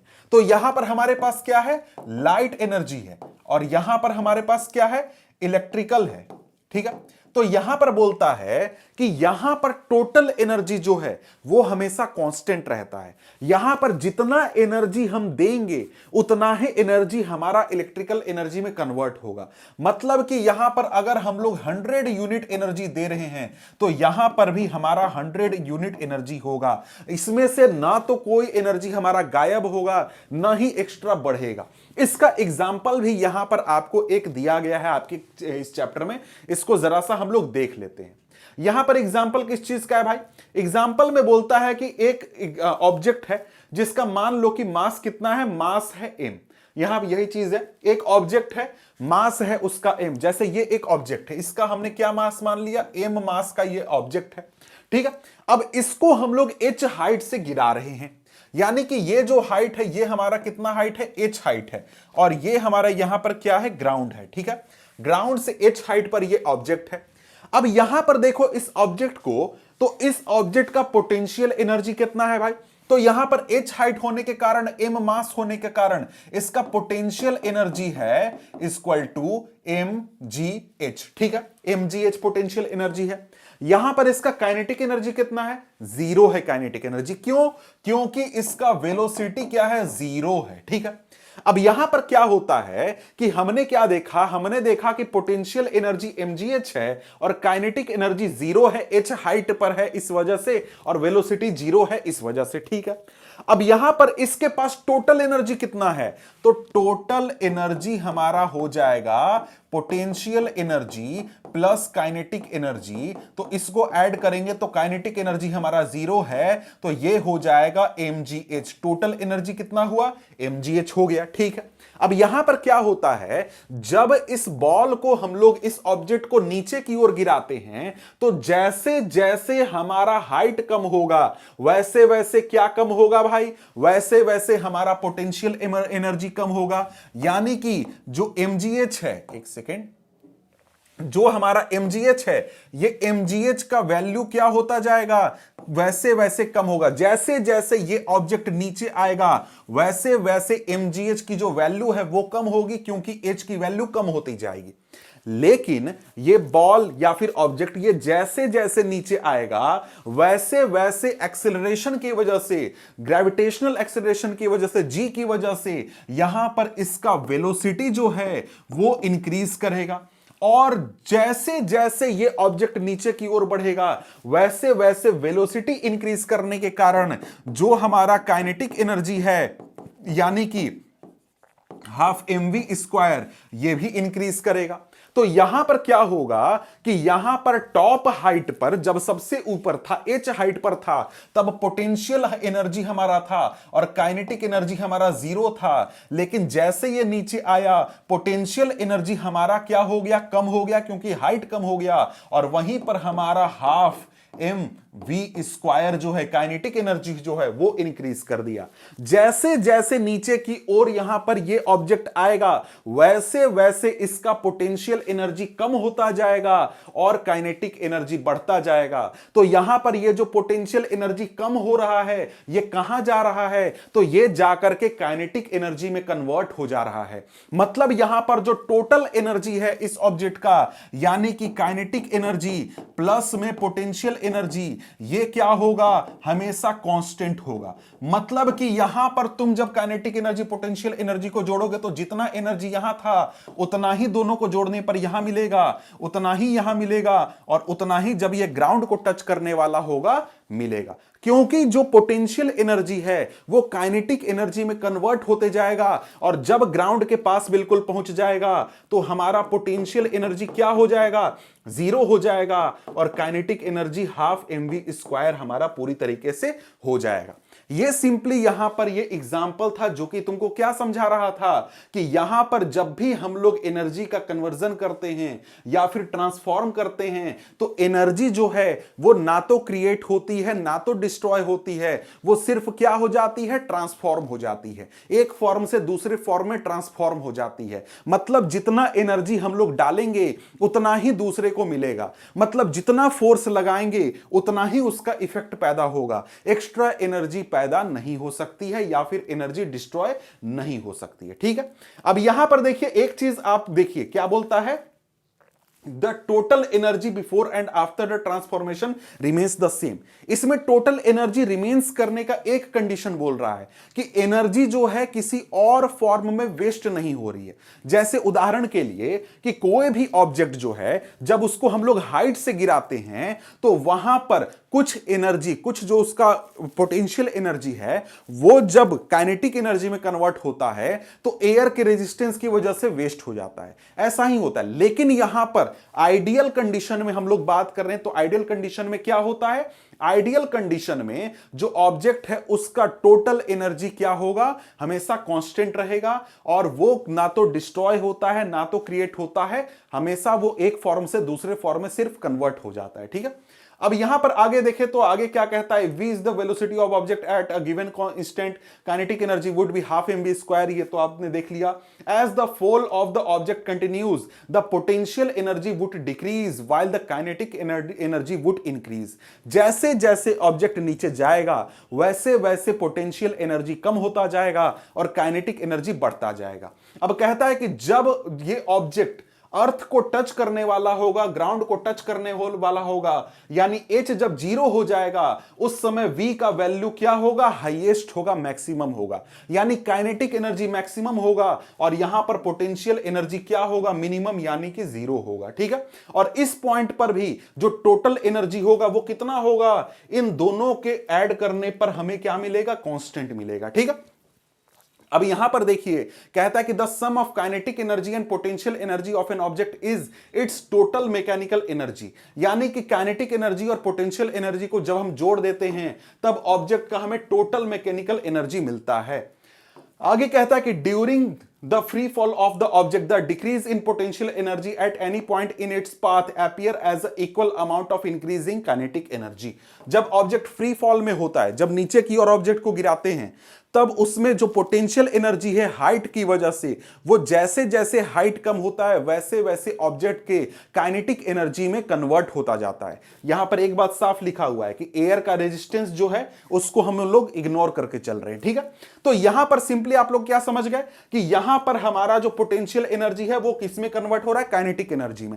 इसी प्रकार से हम लोग किसी प्रकार का कन्वर्जन करते हैं तो वहां पर क्या होता है, हमारा एनर्जी एक फॉर्म से दूसरे फॉर्म में सिर्फ ट्रांसफॉर्म होता है, डिस्ट्रॉय नहीं होता है। जैसे यहां पर ये हमारा बल्ब है, यहां पर हम लोग इलेक्ट्रिसिटी लेकर आए, इलेक्ट्रिसिटी से हम लोग इस बल्ब को जलाते हैं, तो जितना हम लोग इलेक्ट्रिसिटी दे रहे हैं उतना ही यहां पर एनर्जी जो है वो हमारा रिलीज हो रहा है। कुछ एनर्जी लाइट के रूप में रिलीज हो रहा है, कुछ एनर्जी हीट के रूप में रिलीज हो रहा है, लेकिन जितना एनर्जी दे रहे हैं उतना ही रिलीज हो रहा है। उससे ऐसा नहीं है कि एनर्जी कहीं वेस्ट हो गया या खत्म हो गया, ऐसा नहीं होता है। एनर्जी सिर्फ ट्रांसफॉर्म होता है एक फॉर्म से दूसरे फॉर्म में। अब यहां पर देखिए ये जो एक्टिविटी है ना, ये इस एग्जाम्पल को बहुत अच्छी तरीके से समझा देता है। इसको जरा सा हम लोग कर लेते हैं तब यहां पर हम लोग समझ लेंगे क्या बोलता है। बोल क्या रहा है, बोल रहा है कि एक ऑब्जेक्ट है जिसका मास है 20 kg, उसको 4 मीटर की हाइट पर से हम लोग गिरा रहे हैं। अब यहां पर इसमें अलग अलग हाइट पर पोटेंशियल एनर्जी कितना है और काइनेटिक एनर्जी कितना है ये आपको कैलकुलेट करना है। ठीक है, इसको जरा सा हम लोग क्या करते हैं, कैलकुलेट करते हैं। ठीक है, तो यहां पर यही चार्ट हम लोग ले लेते हैं, इसी को हम लोग भरने की कोशिश करते हैं। अब यहां पर देखो सबसे पहला कंडीशन क्या है, 4 मीटर की हाइट पर है। 4 मीटर के हाइट पर पोटेंशियल एनर्जी कितना है भाई, mgh। यहां पर हमारा मास कितना था, जरा सा मास फिर से देख लेता हूं, 20 kg मास था। ठीक है, 20 kg मास है, यहां लिख लेता हूं m = 20 kg और जी का वैल्यू हमारा कितना हुआ, जी का वैल्यू हो गया हमारा 10 मीटर पर सेकेंड स्क्वायर। ठीक है, तो यहां पर हमारा पोटेंशियल एनर्जी कितना हुआ, हो गया 20 इंटू 10 इंटू हमारा हो गया 4 metre height equal to into 4 equal to 800 newton metre या फिर जूल। ठीक है, 800 जूल हो गया। ठीक है, तो यहां पर मैं सिंपली क्या लिख कर देता हूं, इसको 800 कर देता हूं। ठीक है, तो ये हमारा क्या हो गया, ये हमारा हो गया पोटेंशियल एनर्जी 800 जूल 4 मीटर के हाइट पर। अब 4 मीटर के हाइट पर काइनेटिक एनर्जी हमारा कितना है भाई, 4 मीटर के हाइट पर हमारा जो ऑब्जेक्ट है वो रेस्ट में है। ठीक है, तो यहां पर अगर हम लोग देखें तो ऑब्जेक्ट हमारा रेस्ट में है, तो यहां पर हमारा काइनेटिक एनर्जी कितना हो जाएगा, 0 हो जाएगा। तो यहां पर हमारा टोटल एनर्जी कितना हो जाएगा, 800 जूल हो जाएगा। ठीक है, अब यहां पर देखें तो हमारा kinetic energy, potential energy total मिलाकर के कितना हो गया, 800 जूल 4 मीटर के हाइट पर। अब ऑब्जेक्ट जो है 3 मीटर के हाइट पर पहुंच गया, मतलब 1 मीटर ऊपर से नीचे की ओर वो पहुंच चुका है। तो 3 मीटर के हाइट पर जब हम लोग कैलकुलेट करेंगे तो हमारा पोटेंशियल एनर्जी कितना होगा, ये 20 इंटू 10 इंटू 3 इक्वल टू क्या होगा, 600 जूल हो जाएगा। तो यहां पर इसको मैं क्या कर देता हूं, सिंपली क्या लिख देता हूं, 600 जूल लिख देता हूं। ठीक है, अब यहां पर काइनेटिक एनर्जी हमें निकालना है, तो काइनेटिक एनर्जी हमारा फॉर्मूला क्या है, half mv square. Half mv square में यहां पर हमें v का मान नहीं पता है कि v का वैल्यू कितना होगा। ठीक है, तो यहां पर अगर हम लोग देखें तो यहां पर हम लोग v का वैल्यू निकालेंगे। तो यहां पर अगर हम लोग देखें तो v का वैल्यू कैसे निकालेंगे, तो v square minus you square equal to 2gs। ठीक है, तो यहां पर इस फॉर्मूले से v का वैल्यू निकालेंगे, तो v स्क्वायर इक्वल टू क्या हो जाएगा, u स्क्वायर प्लस 2gs।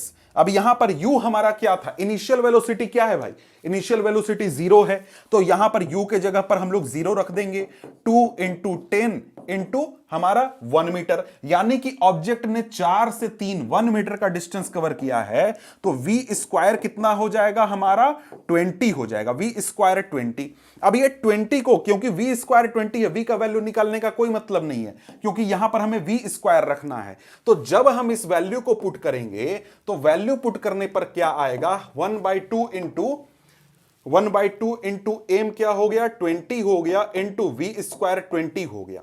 तो इसको यहां से कट करेंगे तो क्या हो जाएगा, ये 10 हो जाएगा, बराबर 200 जूल हो गया। ठीक है, तो यहां पर देखो, यहां पर क्या आ गया, यहां पर काइनेटिक एनर्जी का वैल्यू हमारा कितना आ गया, 200 जूल आ गया।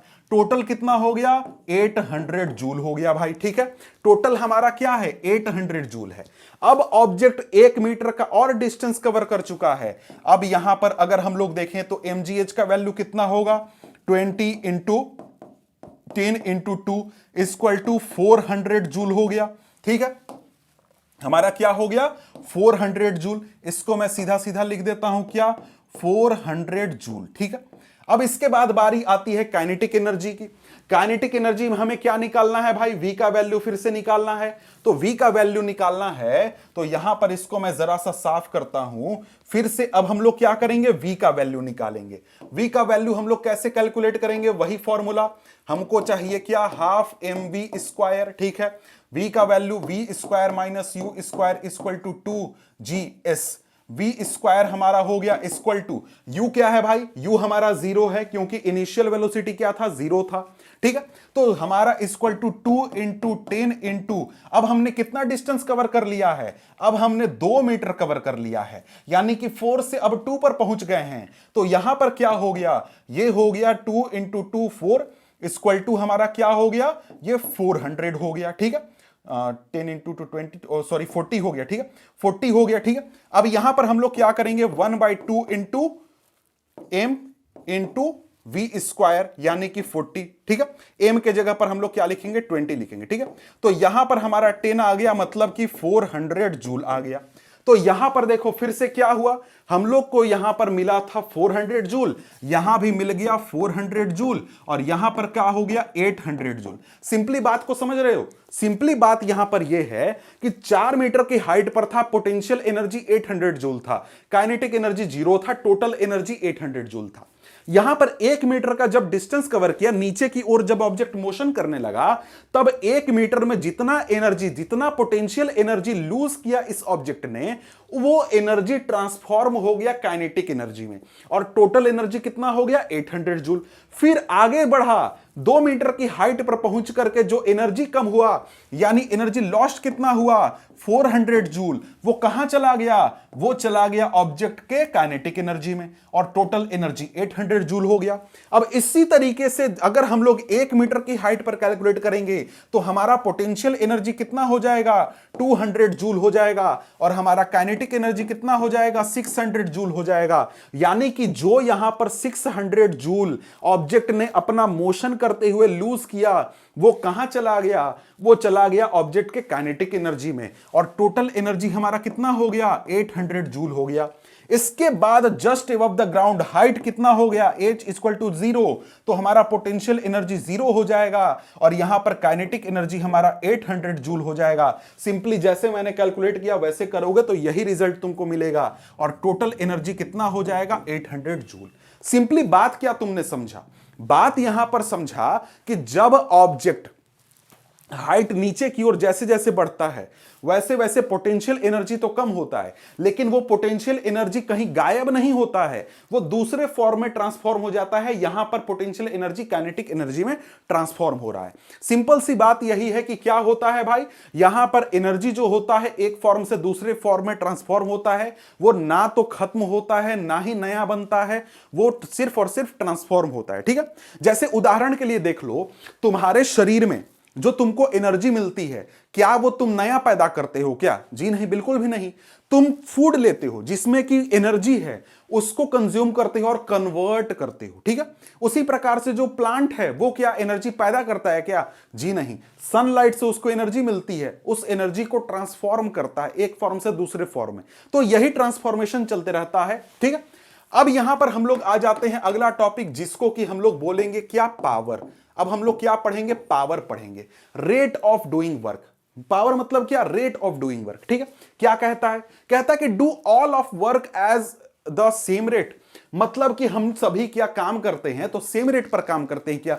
जी नहीं, कोई अपना काम जल्दी से खत्म कर लेता है, कोई जो है बहुत ज्यादा समय लगाता है। जैसे उदाहरण सोचो कि 2 कार हैं, एक तुम्हारा कोई मारुति का कोई ओमनी गाड़ी है, ठीक है, कोई ओमनी गाड़ी है, वैन जिसको बोलते हो, और दूसरा फरारी है।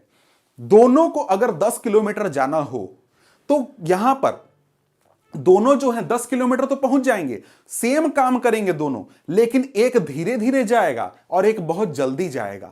तो यहां पर यही चीज है, यही कंसेप्ट हम लोग समझ रहे हैं। यहां पर कहता है कि डू मशीन्स टू कंज्यूम और transfer energy at the same rate. क्या जब अलग अलग मशीन काम करते हैं तो क्या सभी मशीन सेम रेट पर काम करते हैं? नहीं, कोई जल्दी काम को खत्म कर देता है, कोई ज्यादा समय लेता है काम को खत्म करने में। तो यहां पर वही चीज को हम लोग पावर में समझ रहे हैं, समझ गए?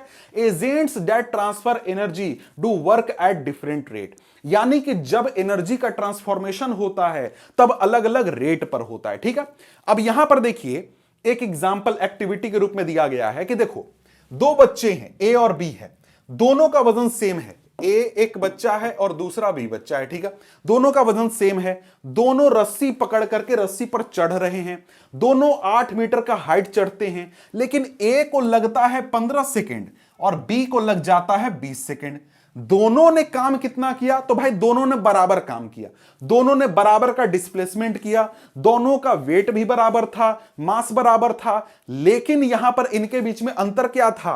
अंतर यह था कि यहां पर एक को कम समय लगा और दूसरे को ज्यादा समय लगा, यानी कि जो रेट ऑफ वर्क था वो अलग अलग था। यानी एक ने जल्दी जल्दी कम समय में ज्यादा काम किया और दूसरे ने ज्यादा समय में उतना ही काम किया। ठीक है, तो यहां पर हम लोग क्या समझ रहे हैं? Rate of doing work. तो यहां पर आगे बढ़े तो क्या बोलता है, यहां पर फिर से वही एग्जांपल है, a stronger person may do certain work in relatively less time. एक मजबूत आदमी होगा वो एक बार में क्या करेगा, 50 किलो का बोरा उठा करके कहीं रख देगा। कोई कमजोर आदमी आएगा वो क्या करेगा, 10-10 किलो सामान ले जाकर के 10-10 किलो ले जाकर के ऐसे ऐसे रखेगा। तो दोनों बराबर काम कर रहे हैं, लेकिन दोनों का रेट में अंतर है, यानी हर सेकेंड हर बार एक व्यक्ति ज्यादा काम कर रहा है, एक व्यक्ति कम काम कर रहा है। एक मशीन है जो कि एक बार में ज्यादा काम करता है और एक मशीन एक बार में थोड़ा थोड़ा करके धीरे धीरे काम करता है, ठीक है। यही चीज कहता है a more powerful vehicle would complete a journey in a shorten time than less powerful one. वही फरारी और ओमनी वाला उदाहरण है, वैन वाला, कि फरारी जो है उससे 10 किलोमीटर जाओ तुम तुरंत पहुंच जाओगे, बहुत जल्दी पहुंच जाओगे। लेकिन तुम वैन से जाओगे तो तुमको उतना ही डिस्टेंस कवर करना है लेकिन ज्यादा समय लगेगा। यहां पर अंतर क्या है? दोनों ने काम कम ज्यादा किया क्या? नहीं, दोनों ने बराबर काम किया, दोनों बराबर डिस्टेंस कवर कर रहे हैं, लेकिन एक जल्दी कर ले रहा है, एक देर से कर रहा है। जैसे उदाहरण के लिए 10 किलोमीटर तुमको पैदल चल के जाना है तो ऐसे घूमते फिरते जाओगे मस्ती से और मस्ती से पहुंच जाओगे। लेकिन वही 10 किलोमीटर अगर तुम दौड़ के जाओ, उतना ही डिस्टेंस कवर कर रहे हो, 10 किलोमीटर ही कवर कर रहे हो, लेकिन तुम्हारी हालत खराब हो जाएगी, तुम थक जाओगे, परेशान हो जाओगे, हाफने लगोगे, अब नहीं भाई, अब हम जान नहीं है। तो सिंपली बात समझ गए कि यहां पर क्या है? Rate of doing work. काम बराबर करना है लेकिन एक को जल्दी करना है, एक को देर में करना है। तो यहां पर वही चीज समझ रहे हैं। तो यहीं पर आ जाता है हमारा पावर। पावर क्या मेजर करता है? The speed of work done, मतलब कि हाउ फास्ट और स्लो वर्क इज डन। कोई भी काम हुआ, ठीक है, काम हुआ, लेकिन काम कितनी जल्दी हुआ या फिर कितना देर से हुआ, यह चीज हम लोग पावर में मेजर करते हैं। कहता है पावर का डेफिनेशन यहां से नोट कर लो, power is defined as the rate of doing work or the rate of transfer of energy. Power क्या बोलता है भाई? रेट ऑफ डूइंग वर्क, मतलब कि हर सेकंड कितना काम हो रहा है ये जरा मुझे बताओ, तब पता चलेगा कि भाई तुम ज्यादा काम कर रहे हो या फिर वो व्यक्ति ज्यादा काम कर रहा है। समझ गए? तो यहां पर पावर क्या बताता है? रेट ऑफ डूइंग वर्क, यानी कि वर्क हुआ कितने समय में हुआ, यानी कि हर यूनिट टाइम में कितना वर्क हो रहा है, यही हमारा पावर है। ये देखो पावर का फॉर्मूला P = W/T। वर्क यानी कि वर्क अपॉन टाइम हमारा क्या हो जाता है? पावर हो जाता है, ठीक है। अब यहां पर देखो the unit of power is what. Power का यूनिट क्या होता है? वाट। और यहां पर जेम्स वाट के ऑनर में ये यूनिट रखा गया, इसका सिंबल हम लोग W लिखते हैं। अब यहां 1 वाट ऑफ पावर पूछेगा तो वो यहां से डिफाइन कर सकते हो। 1 power is the power of an agent which does work at the rate of 1 joule per second, यानी 1 जूल पर सेकेंड से जब वर्क होगा, यानी हर सेकेंड 1 जूल वर्क होगा, तब क्या हम लोग बोलेंगे? बोलेंगे कि भैया 1 वाट का पावर है, 1 वाट का पावर कंज्यूम हो रहा है। जैसे ये बल्ब है तुम्हारे सामने, ये बल्ब देख रहे हो, ये बल्ब जल रहा है, ये बल्ब का पावर कितना है? इस बल्ब का पावर है 200 वाट। 200 वाट मतलब क्या? ये बल्ब हर सेकेंड 200 जूल्स ऑफ एनर्जी को इलेक्ट्रिसिटी एनर्जी से लाइट और हीट एनर्जी में कन्वर्ट कर रहा है। इसी प्रकार से मेरे पास एक और बल्ब है, ये बल्ब का जो वाटेज है ये है 10 वाट का। ये बल्ब देखो 10 वाट का है। इसका मतलब क्या हुआ? ये बल्ब जो है हर सेकेंड यहां पर 10 जूल ऑफ एनर्जी को, इलेक्ट्रिसिटी एनर्जी को यहां पर लाइट और हीट में कन्वर्ट कर रहा है, ठीक है। तो यहां पर समझ गए 1 वाट का मतलब क्या? 1 जूल पर सेकेंड, या फिर 1 watt equal to 1 joule per second, ठीक है। यहां पर कहता है कि we express larger rates of energy transfer in kilowatts, यानी कि जहां पर ज्यादा एनर्जी की बात होती है वहां पर किलोवाट हम लोग यूज करते हैं। जैसे कि तुम्हारे घर में जो एसी होगा या फिर हीटर यूज होता होगा, इंडक्शन वगैरह यूज होता होगा, वहां पर किलोवाट में यूनिट्स लिखे जाते हैं। 1 किलोवाट इक्वल टू 1000 वाट होता है यहां पर देखिए, ठीक है। अब आगे कहता है the power of an agent may very with time, this means that agent may be doing work at different rate at different interval of time. यानी यहां पर यह है कि देखो कोई भी ऑब्जेक्ट या कोई भी मशीन या फिर पर्सन अगर काम करता है तो सेम रेट पर काम नहीं करता। जैसे भाई ये तो बल्ब है, ये बल्ब है, इसलिए हमको पता है कि 10 वाट का ये पावर कंज्यूम करेगा, हर सेकेंड ये 10 वाट का पावर यहां पर खर्च करेगा या फिर कंज्यूम करेगा। लेकिन अगर मैं काम करूं तो जरूरी थोड़े है कि हर सेकेंड में बराबर काम करूं, कभी एकदम ताकत लगा के ज्यादा सामान उठा दूंगा तो बोलेंगे नहीं यार थोड़ा सा उठाते हैं, हो सकता है ना। कोई भी मशीन में यही चीज होता है। इसलिए जब भी हम लोग पावर को एक प्रकार से डिनोट करने की या फिर एक्सप्रेस करने की कोशिश करते हैं तो हम लोग एवरेज पावर का कंसेप्ट यूज करते हैं। एवरेज पावर का कंसेप्ट क्या है भाई? हम लोग यहां पर क्या करते हैं, हम लोग टोटल कोई भी काम करने में टोटल एनर्जी जो खर्च हुआ और उसमें टोटल टाइम कितना लगा वो डिवाइड कर देते हैं। मतलब कि total energy divided by total time, ठीक है। और इससे हम लोग क्या निकाल लेते हैं, हम लोग एवरेज पावर निकाल लेते हैं और उससे फिर हम लोग कैलकुलेशन करते हैं। तो यहां पर अगर हम लोग देखें तो यहां पर क्या है, आपको एग्जांपल है कि दो लड़कियां हैं, दोनों का वेट कितना है, 400 न्यूटन है। वेट कहने का मतलब क्या हुआ, एफ, ठीक है, एफ इंटू एस में एफ हमारा हो गया। और यहां पर आगे कहता है 8 मीटर का हाइट वो चढ़ते हैं। यहां पर आगे क्या है, we name one of the girl A and other B. Girl A take 20 second while B take 50 second. तो यहां पर सिंपली आपको क्या करना है, आपको यहां पर पावर निकालना है। वर्क सबसे पहले कैलकुलेट आप करेंगे, उसके बाद आप पावर निकालेंगे। वेट यहां पर mg equal to 400 newton, h equal to 8 metre. mg h से आप लोग वर्क डन निकालेंगे। तो यहां पर उसके बाद power work done upon time taken 160 वाट आपका हो गया। और इसी प्रकार से दूसरी लड़की का हमारा 64 वाट हो गया। इसी प्रकार से आगे देखें तो एक और एग्जांपल दिया गया है। तो यहां पर स्टेयर्स दिए गए हैं कि भाई 45 स्टेप्स हैं, हर एक स्टेप 15 सेंटीमीटर का है। तो टोटल हाइट हम लोग कैसे निकालेंगे, total height equal to 45 into 15 हमारा सेंटीमीटर हो गया। इसको फिर हम लोग मीटर में कन्वर्ट कर देंगे और फिर टोटल हाइट हो गया और फिर हम लोग कैलकुलेशन कर सकते हैं। तो यहां पर इस प्रकार से हम लोग यहां पर कैलकुलेट करेंगे पावर को, ठीक है। इसके बाद यहां पर आगे आ जाता है, हमारे सामने क्वेश्चन है what is power, define 1 watt of power, a lamp consume 1000 joule of electrical energy in 10 second, what is its power, 100 watt होगा, ठीक है। इसके बाद डिफाइन एवरेज पावर, ये सब आप लोग यहां से कर सकते हैं। इसके बाद बढ़े तो आगे आगे हमारा ये चैप्टर खत्म होता है, समाप्त होता है। ये समरी है, आप चाहें तो इसको पढ़ लें तो कुछ पॉइंट्स आपके रिवाइज हो जाएंगे। इसके बाद है चैप्टर का एक्सरसाइज, यानी कि चैप्टर समाप्त। मिलते हैं हम आपसे अगले वीडियो में अगले चैप्टर के साथ, तब तक के लिए गुड बाय।